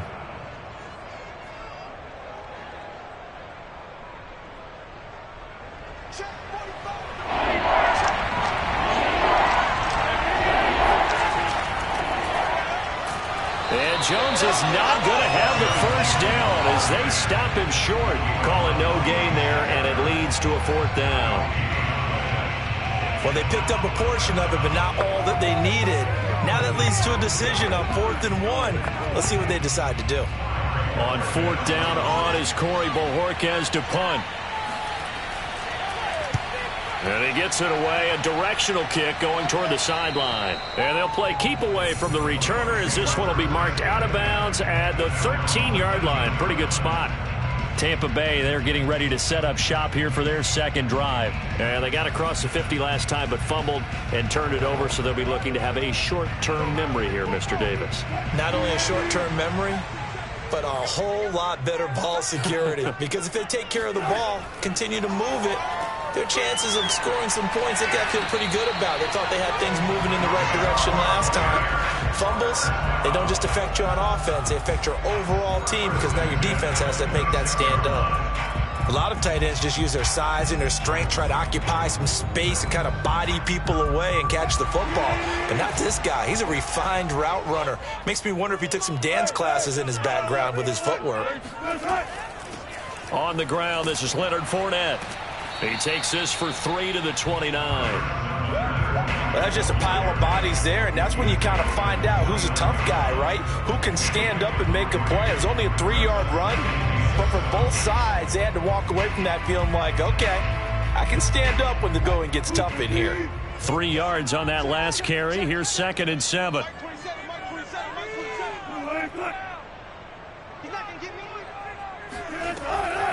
Here's a give to Fournette. Oh, Fournette loses it. It's out. And this is going to be Packer football. Whenever I see a team turn it over on back-to-back drives, fumbles on their last 2, I know one person's blood pressure who is starting to rise, and that's the head coach. Absolutely. And when's it going to go down? When they stop fumbling? When they stop fumbling and after he's assessed the game film, and only if they manage to win the game. On 1st down, Jones might have gotten this one down to the 28, and that's all. Making the stop that time, Bobby Wagner. Well, sometimes you just have to give credit to the defense. Great job there at the point of attack, holding up, They won their battles at the line of scrimmage, left him no space to try and run. A really nice job swarming to the ball carrier. And here's Jones again on second down. And a nice run. They're going to take this close to the first down marker at the Bucs 20-yard line. And that's the kind of run that gets everyone excited on offense. And, you know, oftentimes the guys who carry the ball are the ones in the huddle doing the chirping. Right now, I think it's the offensive line telling them, run it again. We are right there about to break a big one. Now Rodgers, a free play.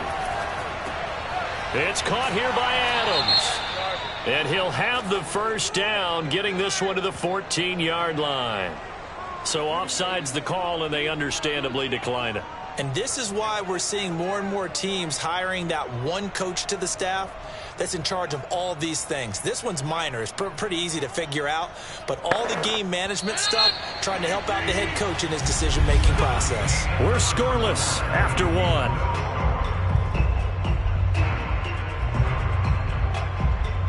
The Packers with the football here to begin the second quarter, as they've got it with a 1st and 10. Now Rodgers. And that's complete to Adams. And able to use the stiff arm to gain leverage initially, but not much room thereafter. 3 yards the gain there, second down.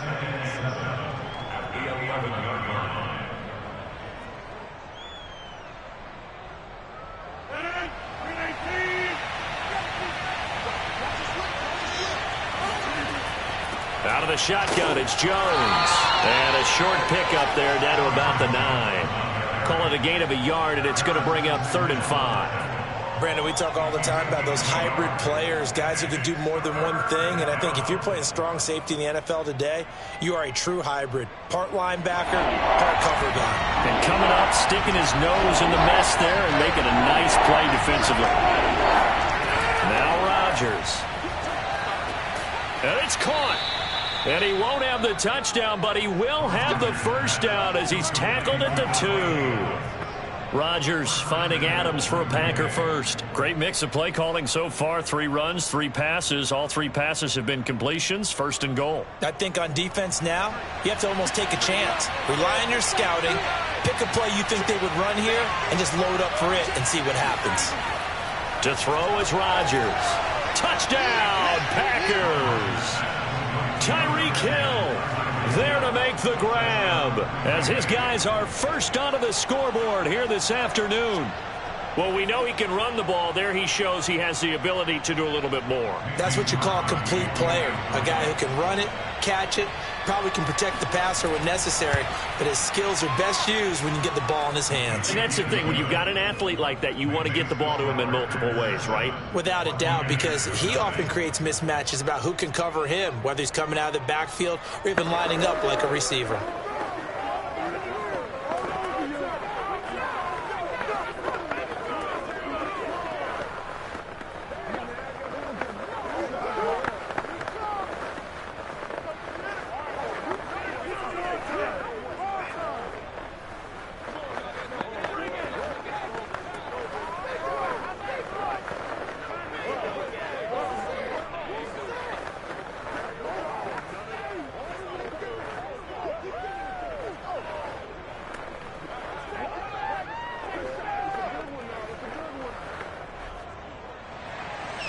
The kickoff unit is out on the field, and they will send this one away.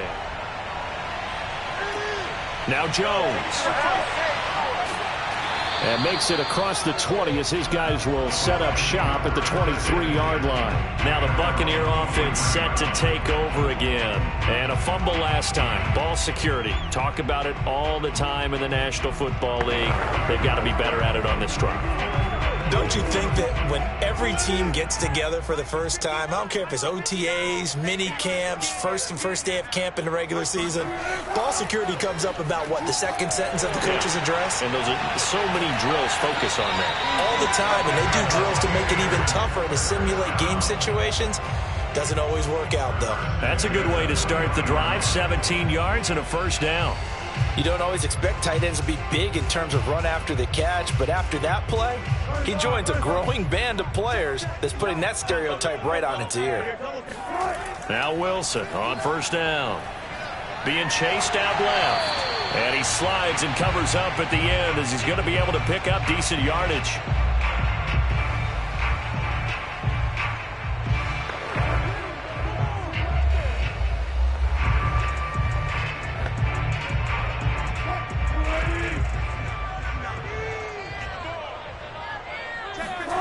To throw again on second down. Wilson. It's caught by Mike Evans.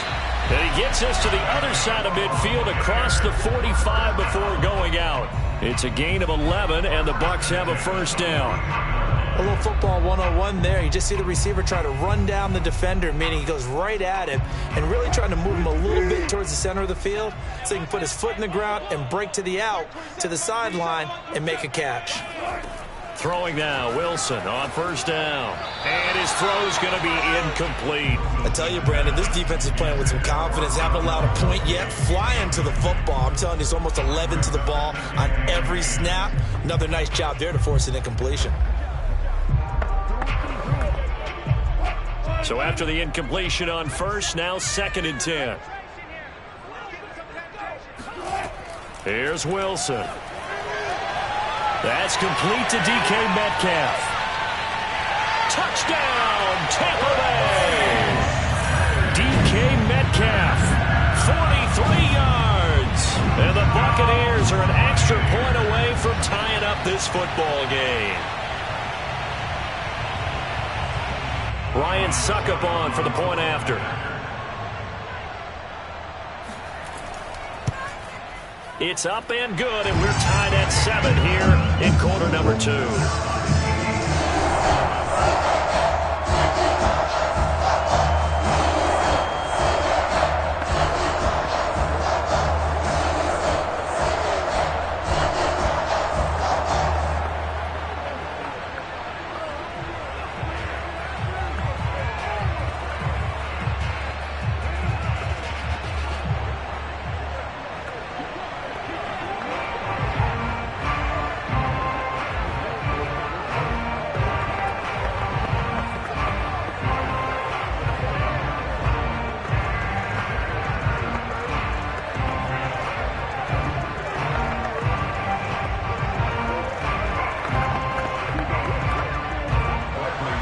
So all even at 7 now as they kick it away.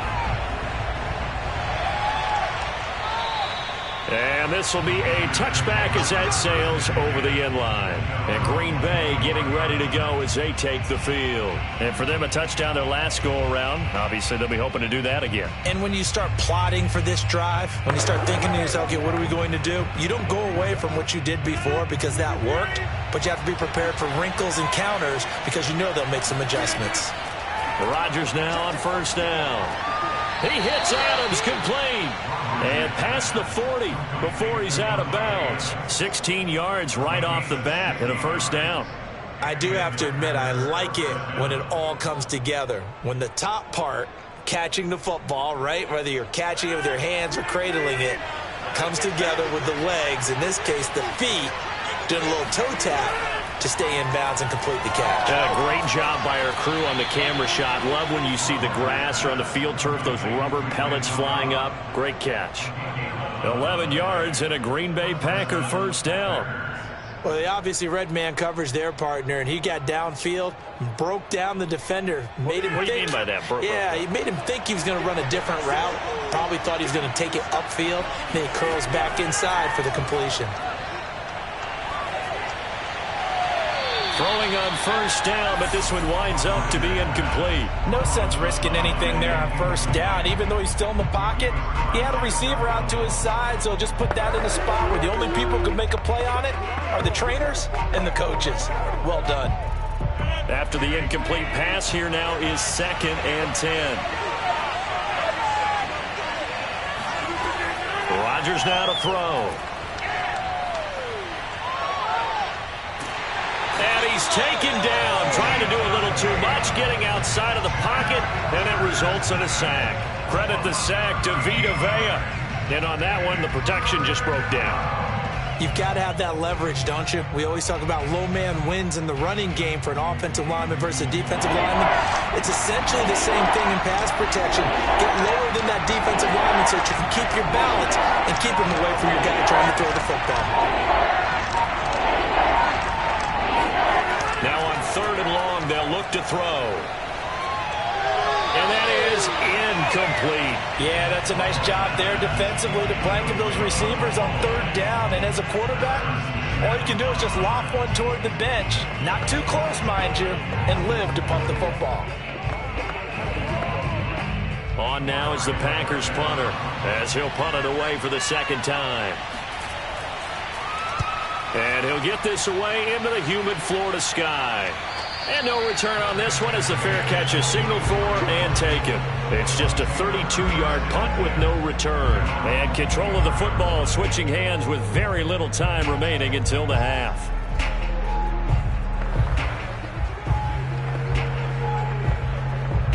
The clock showing just 16 seconds till the half as they line up 1st and 10. They'll indeed try to run it out as they start on the ground. And he's not going to go anywhere as they get him down behind the line of scrimmage. Call it a full 3 yards in the wrong direction there. Brings up 2nd down. So a touchdown apiece. That's what we have the show at halftime as they head to the locker room. 7-7 our score. As we send you a stone's throw away across I-4 to Orlando. There standing by is Jonathan Coachman, ready with REA Sports Halftime Report. Coach?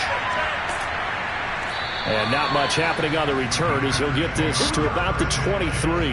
The Packers ready to go to start quarter number 3. It's a tie football game here. What do you think, Charles, the message was at halftime?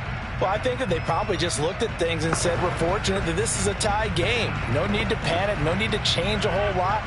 We didn't play anything close to our best in the first half, so we don't have to go out and win one for the Gipper. Let's just go out and play our best football and win one for us. 2 yards on the carry there. It'll be 2nd down. Oh, that's a real nice job there by the defense in front. They just engaged and held their ground. But how about the guy who made the play? We often talk about whether they take a good first step or not. Many times you just don't take any step. Just get your feet moving, get your body going, and then once he made the read, he was able to make the play. From the 25 on 2nd down, Rodgers, and that'll be incomplete. Took a pretty good shot as he tried to pull that one in. Couldn't hang on 3rd down. So, Charles, tie game here. What are your keys as we continue to play this 2nd half? I know people think it's always trite when you say the same things over and over, but they're tried and true in the game of football. Who's going to block better? Who's going to tackle better? In this case, to me, it's turnovers. You've got to take care of the football in order to win the game. He's got Tunyon complete over the middle. And he's going to have a Packers 1st down as they're able to get the 3rd down conversion. And the tight end is certainly a position built to move the chains because they can control space underneath. If they've got good hands, then, of course, they're a dynamic target. But one other thing is they're right in the sight lines of a quarterback on just about every play. And that makes it easier for the quarterback to pick him out and deliver. Eluding the pressure right. Give him a couple on the scramble. It's 2nd down. Yeah, he only gets a few yards on 1st and 10, but he's better off doing that than throwing an incompletion or even worse, an interception.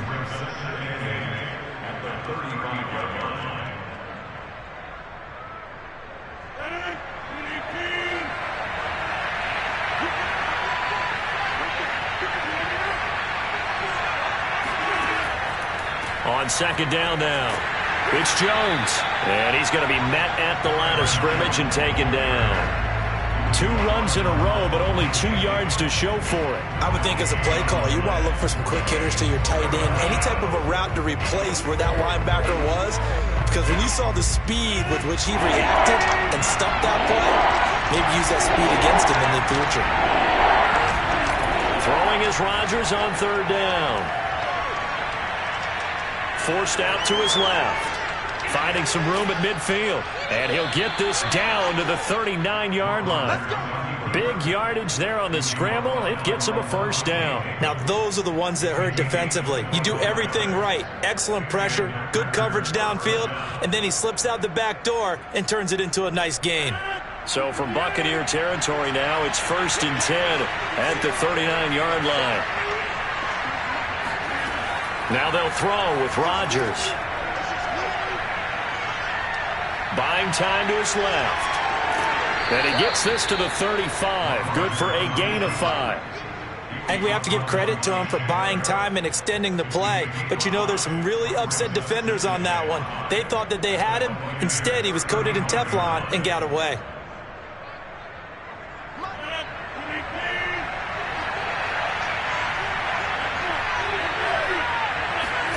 Throwing again on 2nd down. Rodgers.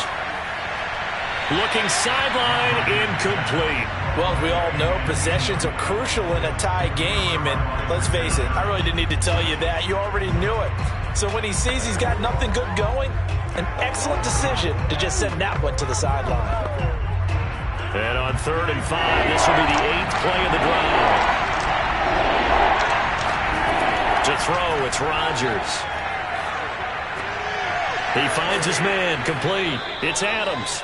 And he is going to have a Packers first down as they're able to get the 3rd down conversion. Had to put that ball in there with a little extra zip, but he put it right where it needed to be. Yeah, and that little extra pace that he had on the pass, that required a little extra concentration for him, didn't it?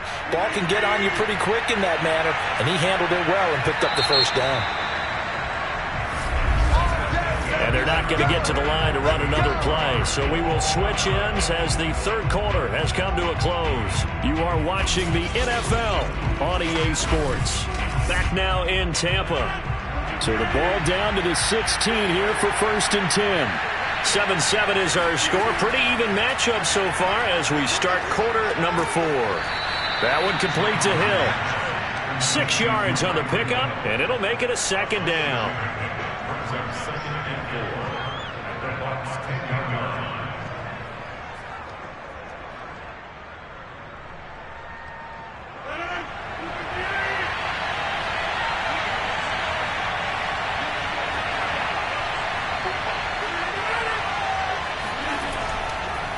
A give to Jones. Oh, no, he lost the football. And the Buccaneers have it. And now, as with every potential turnover, they're going to take a second look at this just to make sure. And the question, was the knee in fact down before this ball comes loose? And is the video convincing enough to overturn it? A lot of factors here. Remember, you also need clear possession of the football afterwards. This is a tough one to overturn. Throwing there, but this pass is going to wind up incomplete. And this defense definitely in his head there on 3rd down, and he's pretty fortunate. They didn't call for grounding on this one. That was a good 10 feet over everyone's head.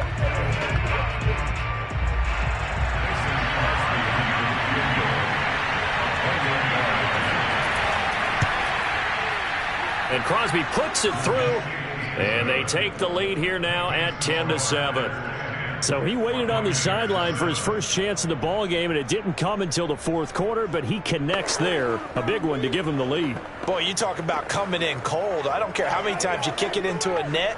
You're not really ready when you go out there and all that beef is coming at you trying to block the kick. Big spot, and he delivers.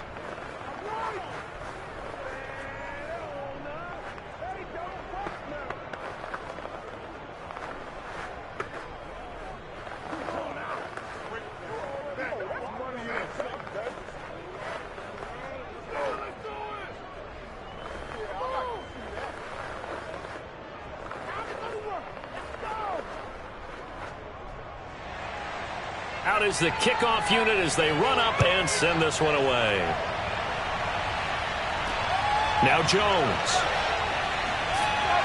And he's up past the 20 to the 22-yard line. Now the Buccaneers offensive unit back out on the field. And now they find themselves trailing following the field goal. Still a good amount of time in this 4th quarter, but this drive very well could determine the outcome of this ball game.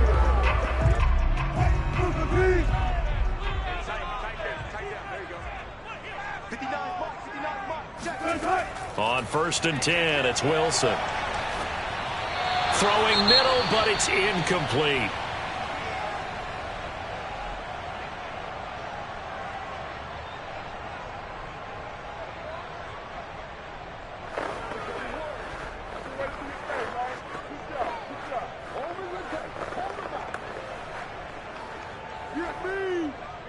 An incomplete pass on first down. That leads to a 2nd and 10.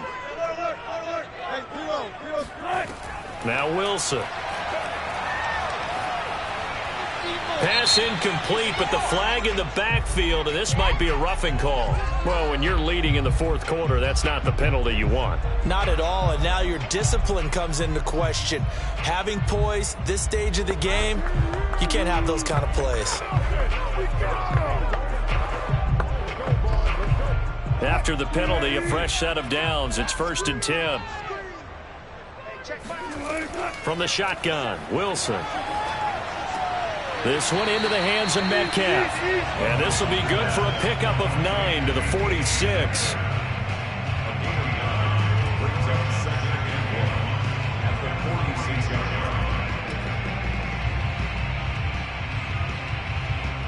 And they'll try to squeeze in one more play here before the 2-minute warning. On 2nd down, here's Fournette.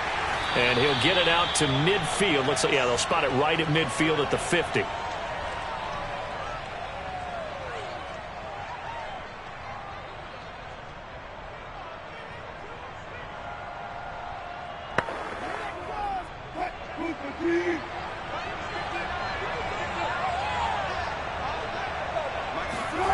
Throwing now is Wilson.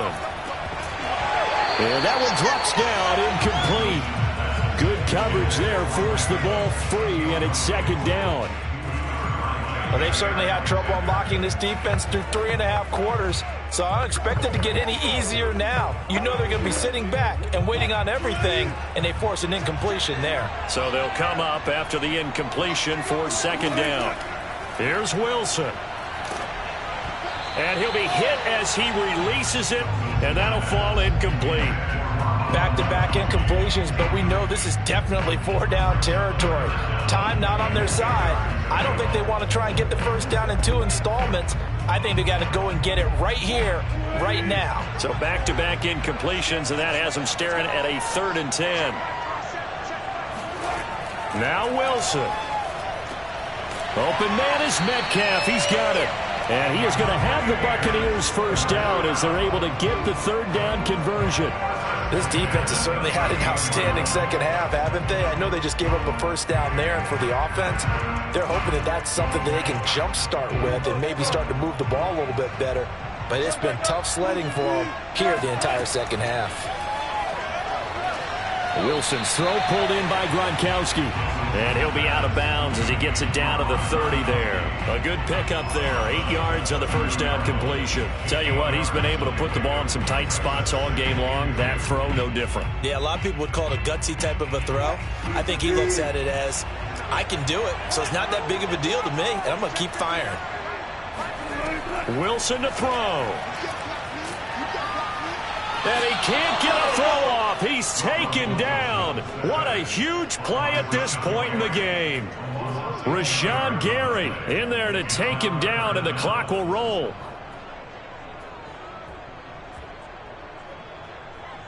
They'll get to the line here, but remember, it's also 3rd down. They'll look to throw. Going for Metcalf on the deep ball. And this is taken in at the 5.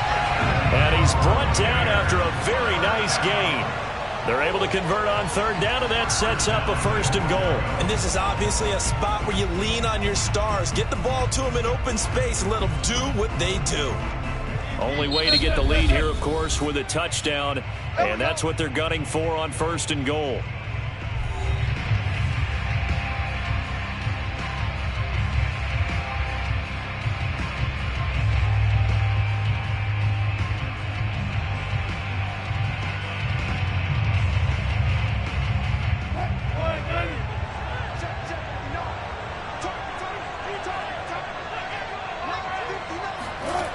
He's back to throw. And this is caught. Touchdown. And they've taken the lead here in the final minute. How many people watching this one right here gave up? Because that score, they might want to try and rush back into this stadium. Well, it looks like it's going to be the game-deciding score, although a little time left, so you can't count your chickens before they're hatched. Well, they better come back in here and watch this one, because you and I, We're not going anywhere. We want to see this one play out. Extra point put through by Succop. And the lead is now 14-10.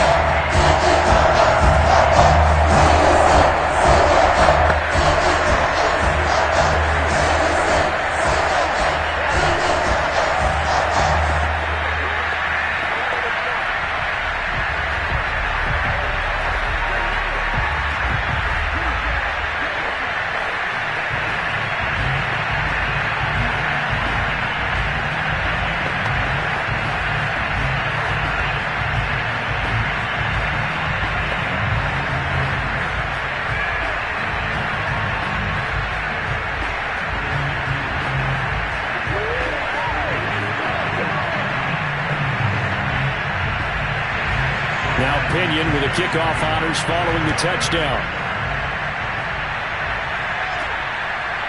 Hill is going to take it out of the end zone.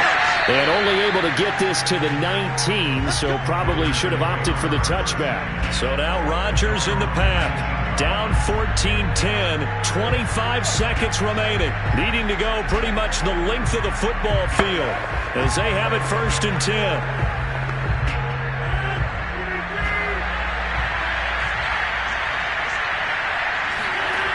Rodgers to throw. Pass complete. It's Adams. The Packers going to use one of their timeouts as the clock will stop with an even 20 seconds left to go. So the focus shifts back to the Packers offense. Trailing by 4. 20 seconds to go. They need a touchdown. A field goal is worthless now as they come up on 1st and 10. Coming up on a 2nd and 6.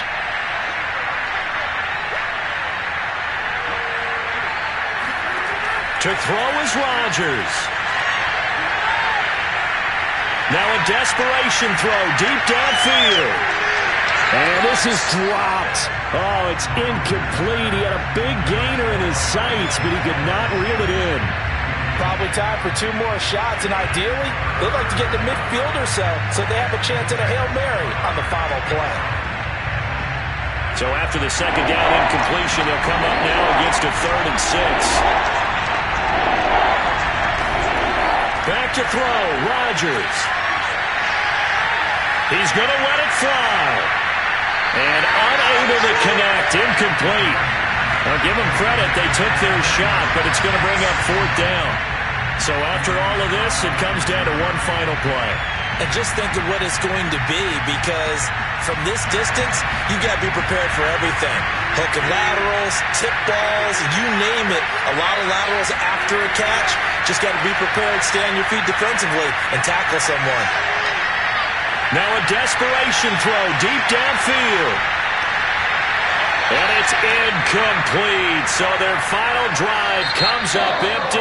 And with that, the ball game is over. So fire the cannons. It's a victory here for Tampa Bay. And we talk so much about the turnover battle, determining who wins, who loses. This game, no exception. Air-free football, no turnovers at all, and they win it. So this is one you don't have to convince your team that what you're saying is accurate. And you know what I'm talking about. Head coach always stands up in front of the team and says, guys, if we do this, this, and this, we'll win.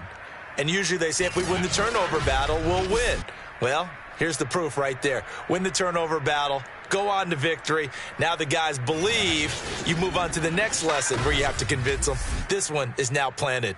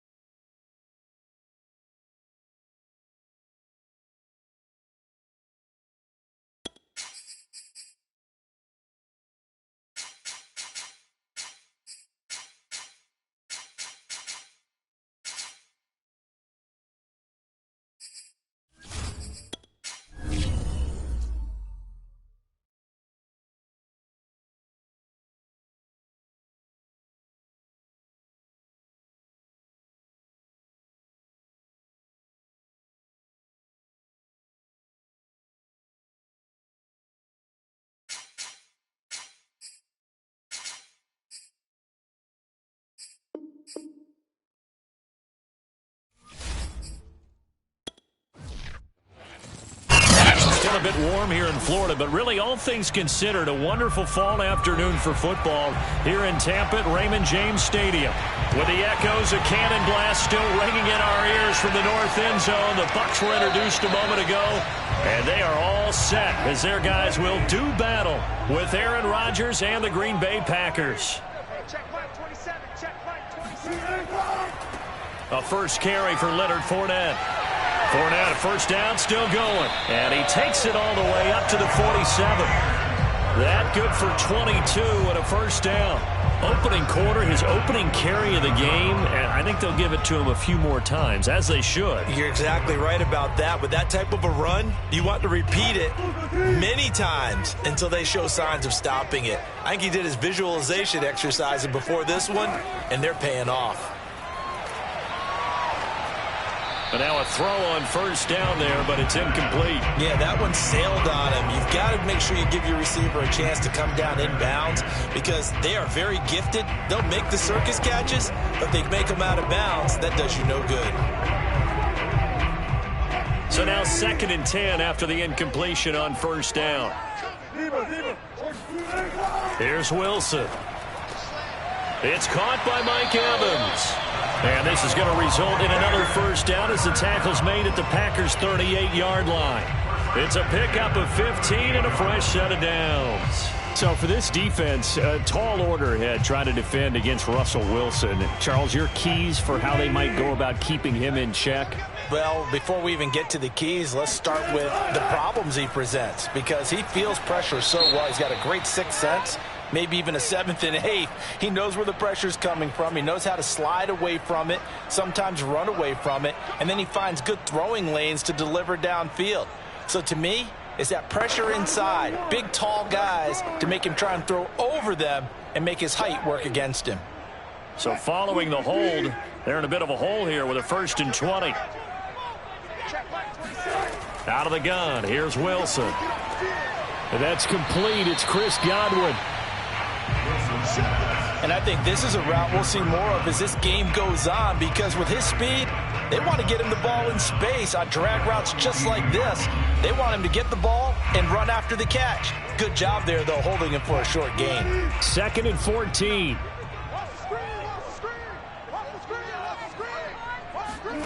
Wilson will throw again. He'll set up the screen to Fournette. And he got blown up, losing yardage on the play back at the 44. That's a big loss of 3, and it brings up 3rd down. And forget about the run to set up the pass. They're just coming out throwing. Forget trying to set anything up. They feel like they have the advantage. They feel like they have the matchups, and they're just attacking right now. Yep, going to the air on the opening drive. 3rd and long. It's Wilson. A pass underneath for Fournette. And a good job defensively. They stop him short of the 1st at the 32. It'll be a pickup of 13, but it'll still lead to a 4th down. I think that we all figured when he caught it that short of the marker that the defense almost relaxed and said, we've got this covered. And then all of a sudden, space to run after the catch. And now they're screaming, somebody get him down. Fortunately, they got to him and forced the 4th down. And Suckup will put this one right through, and the Bucs take a 3-0 lead. Well, they didn't get in the end zone, but pretty good balance there on the opening drive between the run and the pass. Yeah, I think that that's probably what they wanted to get accomplished right out of the gate. Throw the ball with success, run it, of course, to set the tone. So we saw the offensive coordinator's play sheet, probably wrote himself a little note. Exactly what we wanted to do. Probed it early and got it done.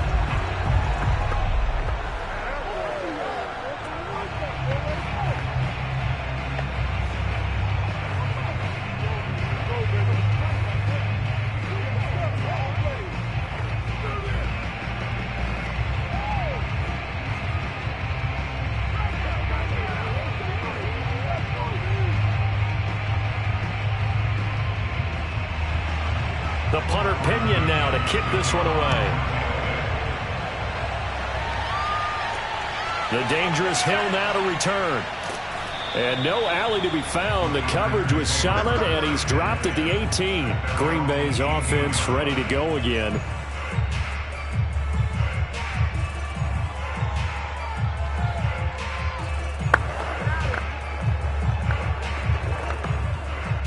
Rodgers will break the huddle and bring the pack up 1st and 10 at their own 18. Shotgun now for Rodgers. That is caught. It's the tight end, Tonyan. And he'll get this one way up just shy of the 45-yard line. A good pickup there, 26 yards.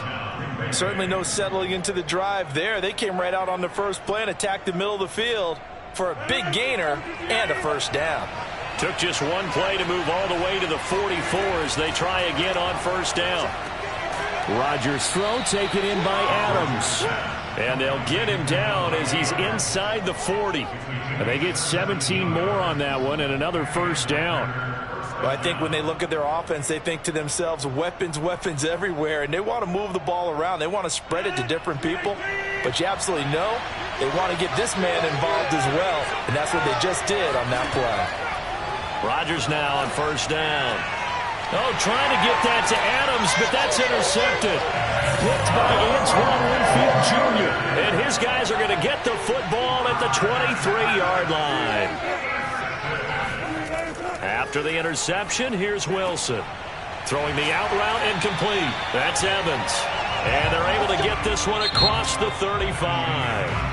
15 yards is the pickup there, and the drive starting very nicely. 1st down. 3-0 after 1 on EA Sports.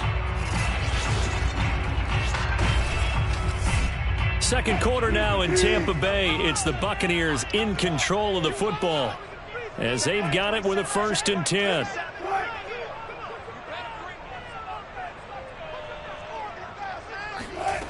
From the gun, it's Wilson. And a first hookup with his all-pro tight end, Rob Gronkowski. And he'll be taken down, but not before he works it past the 50. 1st down, Tampa Bay there, a gain of 13. Well, it certainly feels like there are more stars at the tight end position than there were even 10 years ago. And I think it's become more of a glamour position because of the ways it can hurt a defense, and guys want to be involved. They can be in line, close to the line of scrimmage. They can split out like receivers. But hands, route running, speed, and some toughness to go across the middle, you put it all together, you got a heck of a tight end candidate. But it appears that they read man defense and went to the out route, and what you have to do on that one is the receiver's got to make sure he works the defender towards the middle of the field to give himself space to cut to the outside and have that ball delivered with good timing, and they got it done. And he stopped after a gain of 1. Not enough. Still a yard to go on 3rd down. When we talk about defenders, specifically linebackers, keeping their eyes in the right spot, he had that eye down the entire time. And you know that's not easily done because they throw a lot of misdirection at you. They try and fool you and get your eyes in the wrong place. But you're right about that one. He correctly figured that one out and made a really nice play. And he's got a man. It's the tight end, Howard, complete. And he's going to have a Bucs 1st down as they're able to get the 3rd down conversion. As an unbiased observer, I think it would have been interesting to see what they would have done if they hadn't gotten the 1st down there. But since they did, I guess the point is moot. And they're right there in that middle ground, field goal range, punt, go for it. But as you said, they picked it up. Now Wilson on 1st down. That's complete to his receiver, Godwin. And he'll be out of bounds, able to get it down to the 25 there. If you're running out route, it's likely you're going to end up near the sideline. And what did we just see there? Toe tap. You got it. The benefits of practice. Toe tapping, foot dragging, picking it up, and making sure it was a catch. They go back to the ground now with Fournette. And they'll bring him down at the 18-yard line.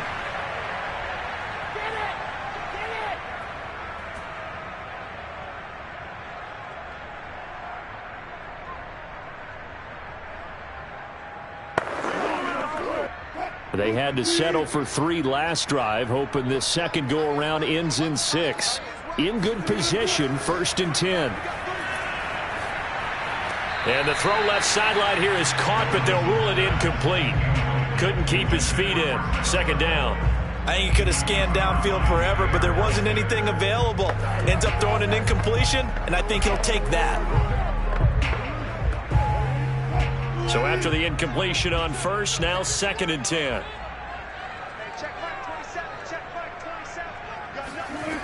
Wilson. His throw caught right around the 6. And the Buccaneers are going to be looking at 1st and goal as they move this down to the 4-yard line. Brandon, so many times we see the crossing route start as a quick hitter, but in this play, he had time in the pocket and waited for him to clear going across.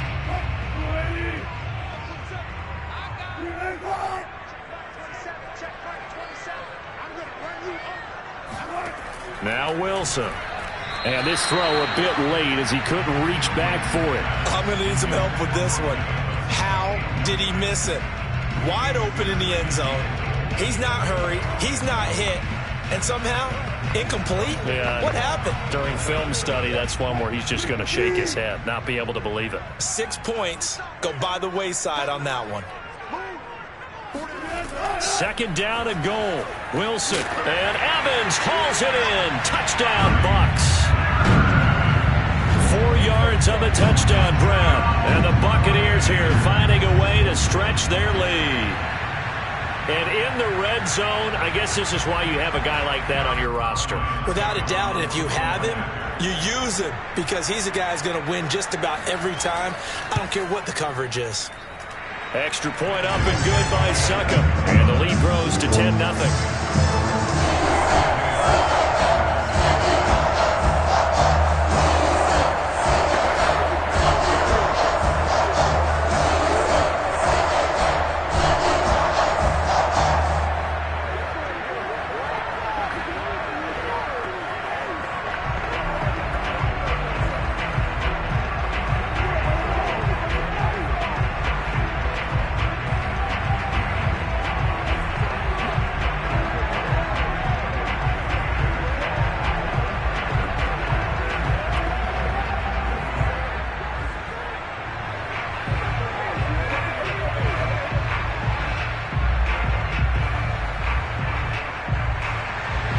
Following the touchdown now, it's Bradley Pinion on to kick this one away.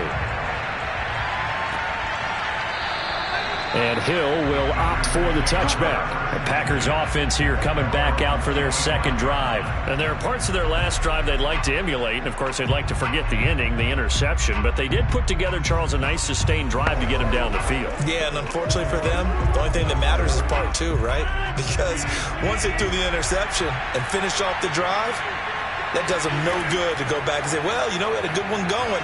Finish things off. That's the only way you can get it done. Looking for more there on 1st down, but this throw downfield, incomplete. This defense is not going to make it easy for you. They're a physical group, and we just saw it there on that play. They came in, made the contact, just as he's trying to haul it in. An incomplete pass leads to 2nd and 10 from the 25. Now it's Rodgers. Slant to Adams. And he gets this one just shy of the 40, down at the 39. 14 yards, good for a Packer 1st down. The Packers going to use one of their timeouts as they'll stop it with just over a minute to go before halftime.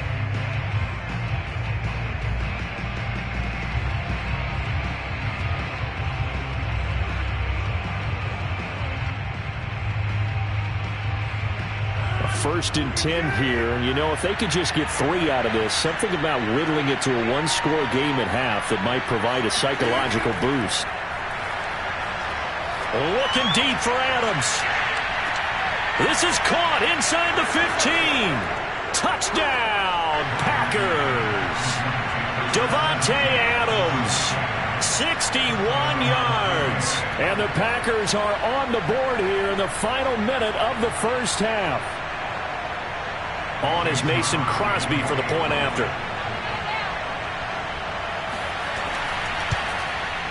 And they're back within a field goal. It's 10-7 now. Makes the score Buccaneers 10, Packers 7.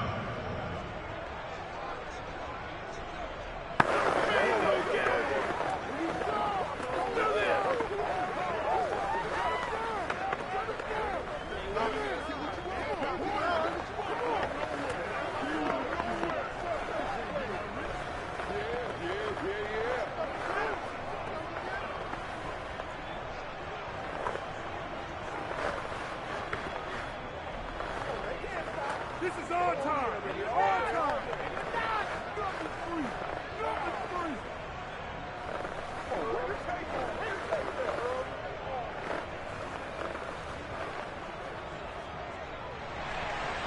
The kickoff team on the field now as they will send this one away. Now Jones. And able to get this across the 20, but not much further as he's dropped it to 23-yard line. Well, the Bucs going to take over now late in this first half. And with a little under a minute to go, still time to try to put a drive together to add to their lead should they so choose.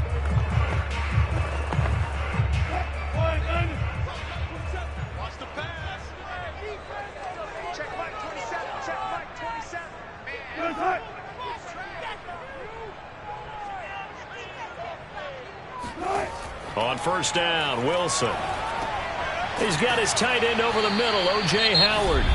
Now the Bucs going to use the first of their timeouts as the clock will stop with 45 seconds to go in the first half. A time to get another look at this Buccaneer offense. And they may just be content to take this 3-point lead and head into the locker room.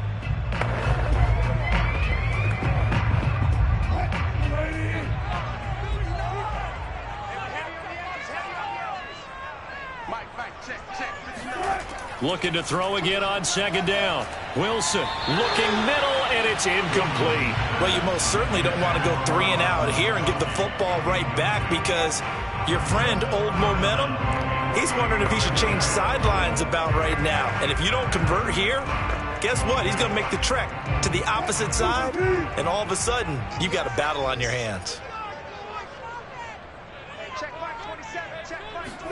Wilson now to throw on third down. And this is going to be incomplete. More problems here on third down. They've converted only once so far in this first half. And you know as well as I do in this league, if you don't win on third down, it makes it hard to win a ball game because then you're relying on your defense, you're relying on your special teams. You've got to get it done with your offensive unit. So on now is the Clemson man, Bradley Pinion, to punt this one away. And he can't field it cleanly. It's loose. But fortunately, he's able to recover his own fumble, and that could have been trouble. The Packer offense ready to get their next drive underway. And they've got less than 30 seconds to go here, so not a lot of time to work with. This will be stopped about 2 yards shy of the marker. 8-yard gain, 2nd and 2. The Packers offense set to go.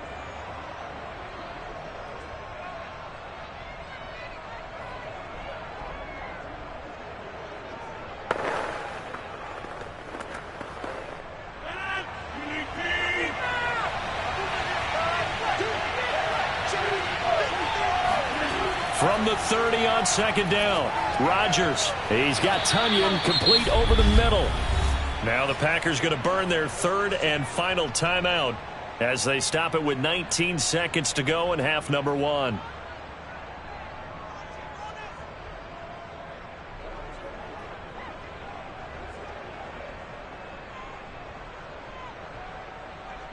So from the 36 now, 1st and 10.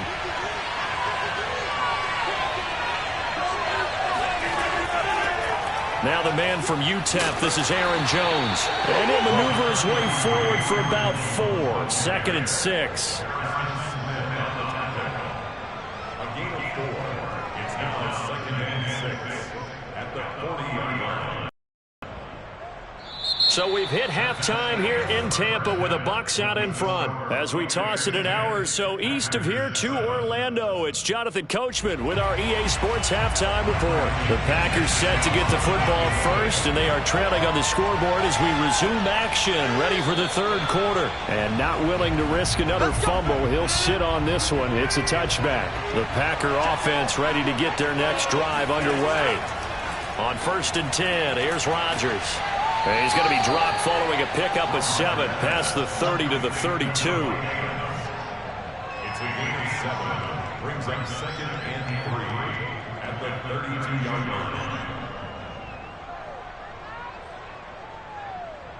line. Working with a 2nd and 3.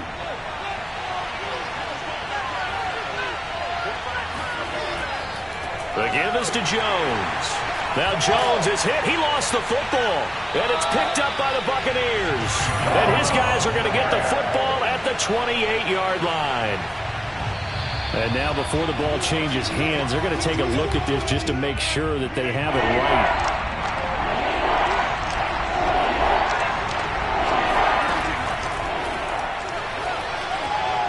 So that one overturned. They say the knee was down, and that will not be ruled a fumble. No, they would have gotten the conversion if he could hold on. Instead, the drop means it'll be 4th down.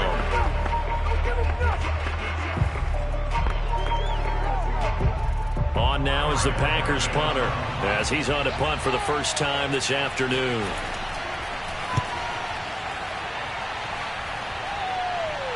Fair catch called for and taken right near the 30-yard line. Just 34 yards on the punt there, no return. And the Bucs will get ready to go on offense.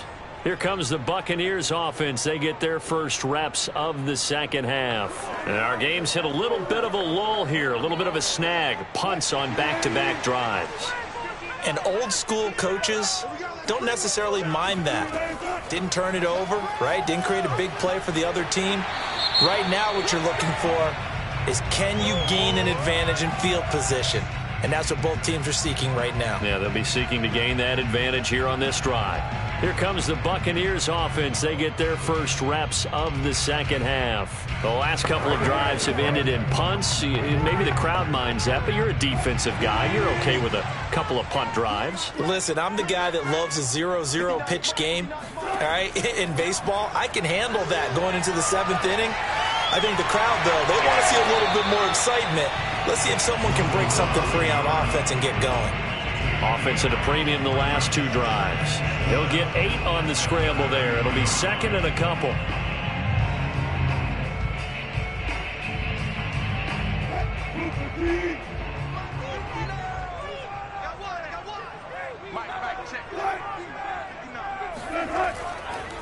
Now Leonard Fournette dances by him. That one, a first down pickup of 8. Well, you certainly have to give a little credit here because they're playing this game now at their pace. This is ball control football, sustained runs, taking their time and making it work. Back-to-back good plays have them on the move on first down. They'll run with Fournette. And he'll manage to pick up about 4. It's 2nd down. Well, you don't turn your nose up at a gain of 4, do you? They'll take that on first down. Playbook's got to be pretty well open on 2nd and 6.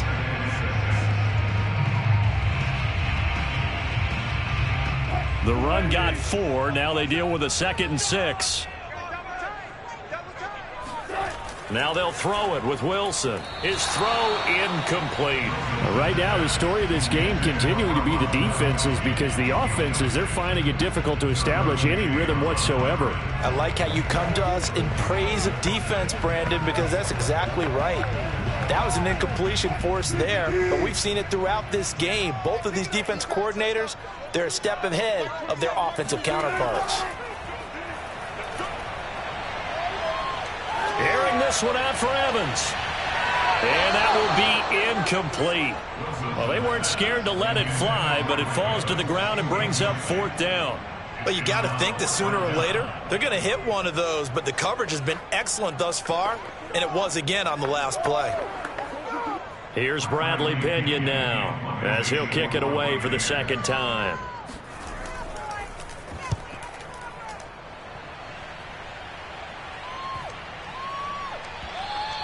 And this one hits at the 3 and then bounds into the end zone for a touchback. The Green Bay offense now about ready to take possession here. We have not seen much on offense here from either side these last few drives. We've hit a wall, so to speak. And have hit it hard, haven't we? Because the defenses right now, they seem to be a step ahead, don't they? Beating them to the point of attack, beating them to the punch. These offensive guys, they're tinkering like crazy. What's it going to take to get back on track? Yeah, both sides searching for adjustments. They may want to go back to that one. First play of the drive, good for 15 and a first down. I think it all came together there. In-breaking route, drove it with excellent pace. Money throw right there to move the sticks.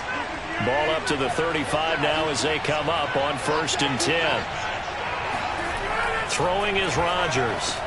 Oh, this is intercepted, intended for Hill. Picked off by Stephon Gilmore. And it's a pick six. He brings it back to the house from Buccaneer TD. It goes without saying, but I'm going to say it anyway. That's a ball he would like to have back, and it lands right in the lap of the defender from there. He doesn't have very far to go before he gets to the end zone, and he got there in a hurry. Extra point try now for Succop.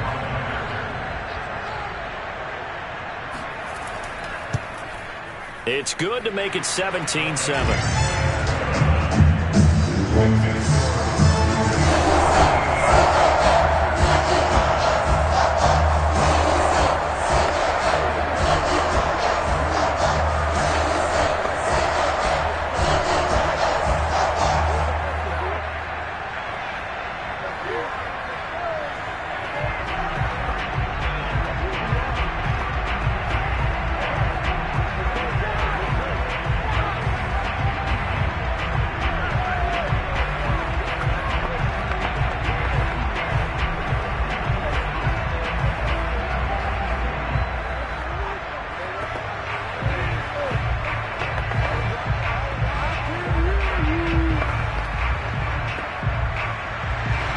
So they'll get another shot on offense following that pick six. And now the kick is away. Hill is going to take it out of the end zone. And he returns this to the 22. Now the Packers get set to go.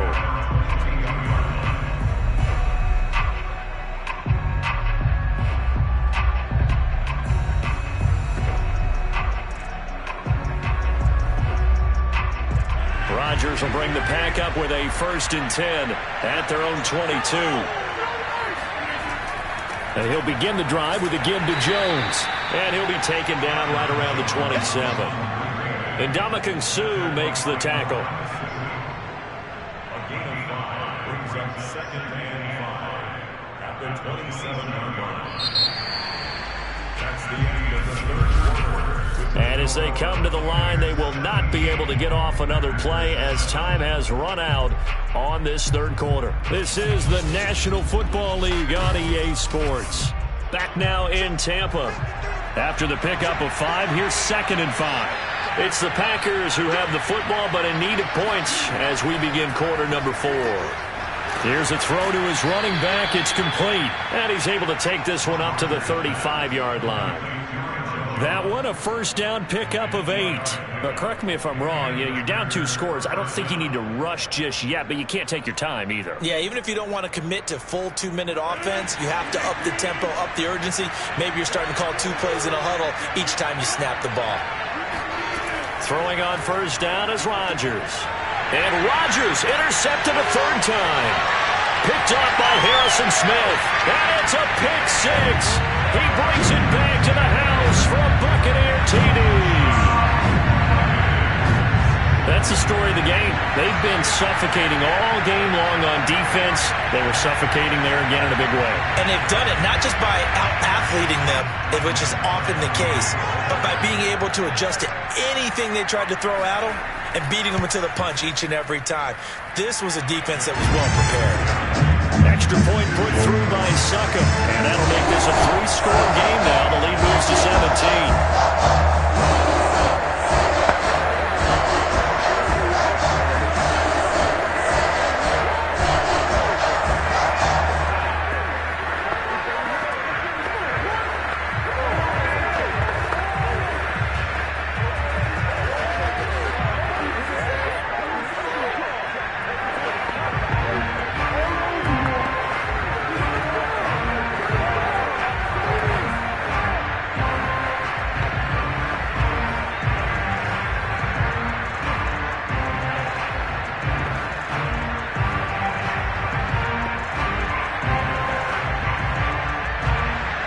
So they throw the pick six. They'll get another shot at it now as this one's in the air.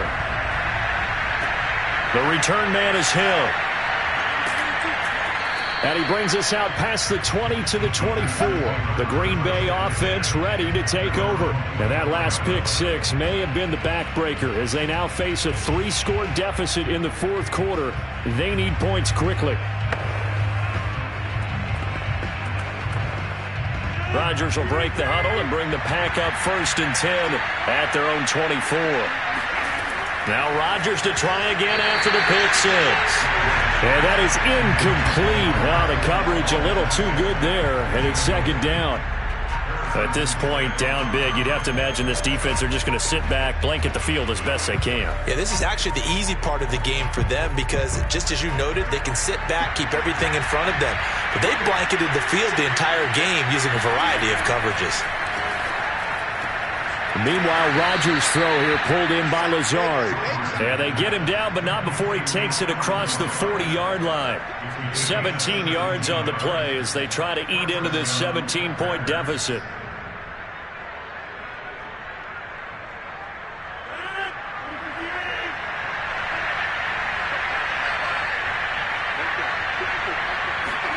Rodgers now on 1st down.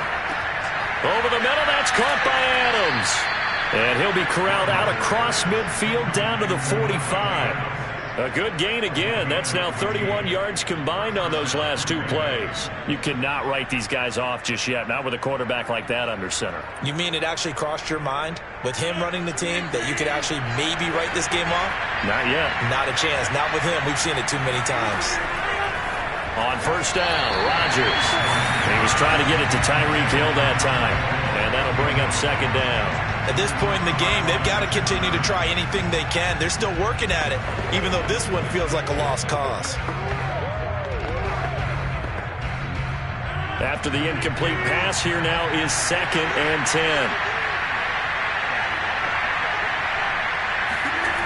Again, they'll throw with Rodgers.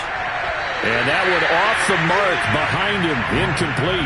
And defensively, you look at the numbers, another incomplete pass that we just saw, and they're under 200 yards passing for the game, so they've done their job on that side of the ball. Yeah, recently I was actually working a game where a quarterback had a streak of 5 straight games without a 200-yard game, and that was a big talk, both in his town and amongst his team. How do we get the passing game going? So big credit to them holding them under 200 today.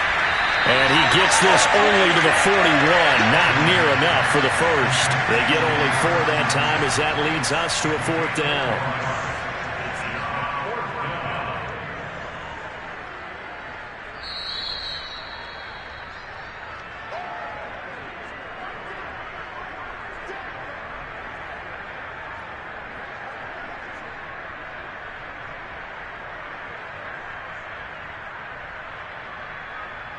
All right, they're going to try and keep hope alive here on 4th down. They're going for it. Now Rodgers got to have this one.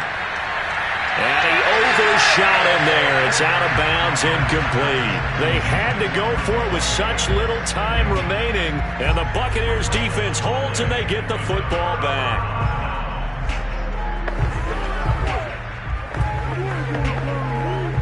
So good starting field position for him here as they come up 1st and 10 at the 41-yard line. They'll try and run some clock with Fournette, and he is met in his tracks behind the line of scrimmage.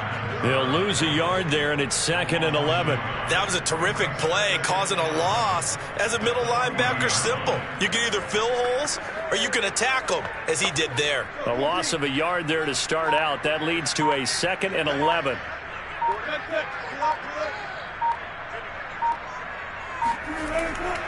They'll run it again with Fournette. And this Green Bay defense making that play look a lot like the previous one. Both tackles behind the line of scrimmage. They'll wind up losing 3. And now it's 3rd down.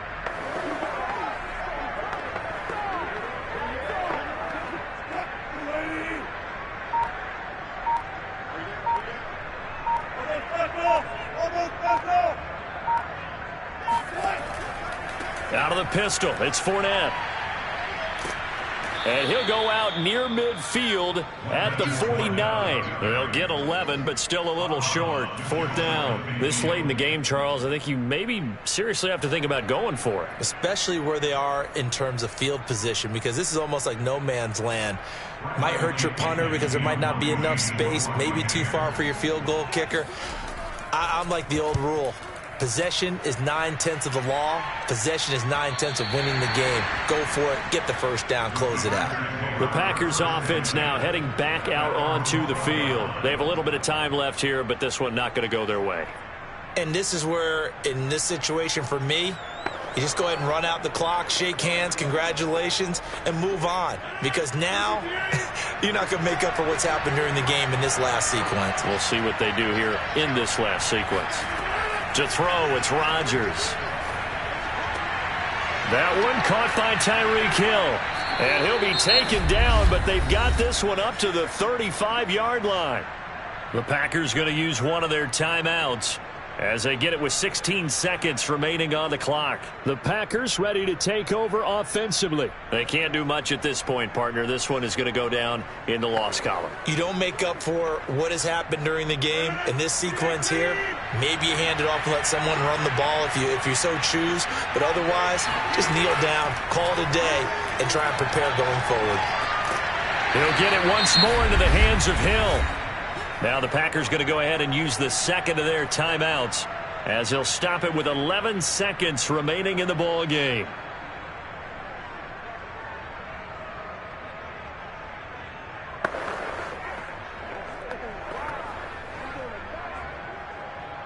Eight yards to go on 2nd down.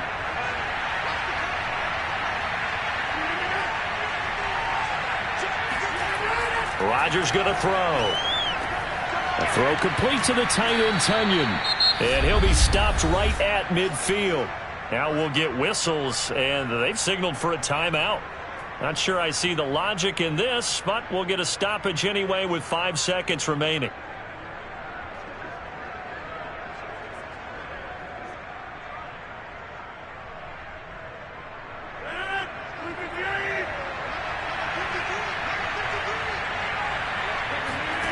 One final try for Rodgers. We've seen this before. And this is dropped it incomplete. Well, there's a metaphor for how this one is gone. As time has run out on this ball game. So time has run out on what will be a Tampa Bay victory. And it was their defense that really made the statement after the break. They pitched the second half shutout. Yeah, think about the team that just got vanquished. They did score in the second quarter. Do you think they thought at all that that would be their last points of the game? No, but what a second half. The adjustment, whatever they did in the locker room, it certainly worked. It certainly did, and you're exactly right. Whether it was an adjustment, whether it was just more focus on what they planned to do going in, whether they just played better, whatever it was, it all came together in the second half, and no points were allowed. That's a great way to close them out.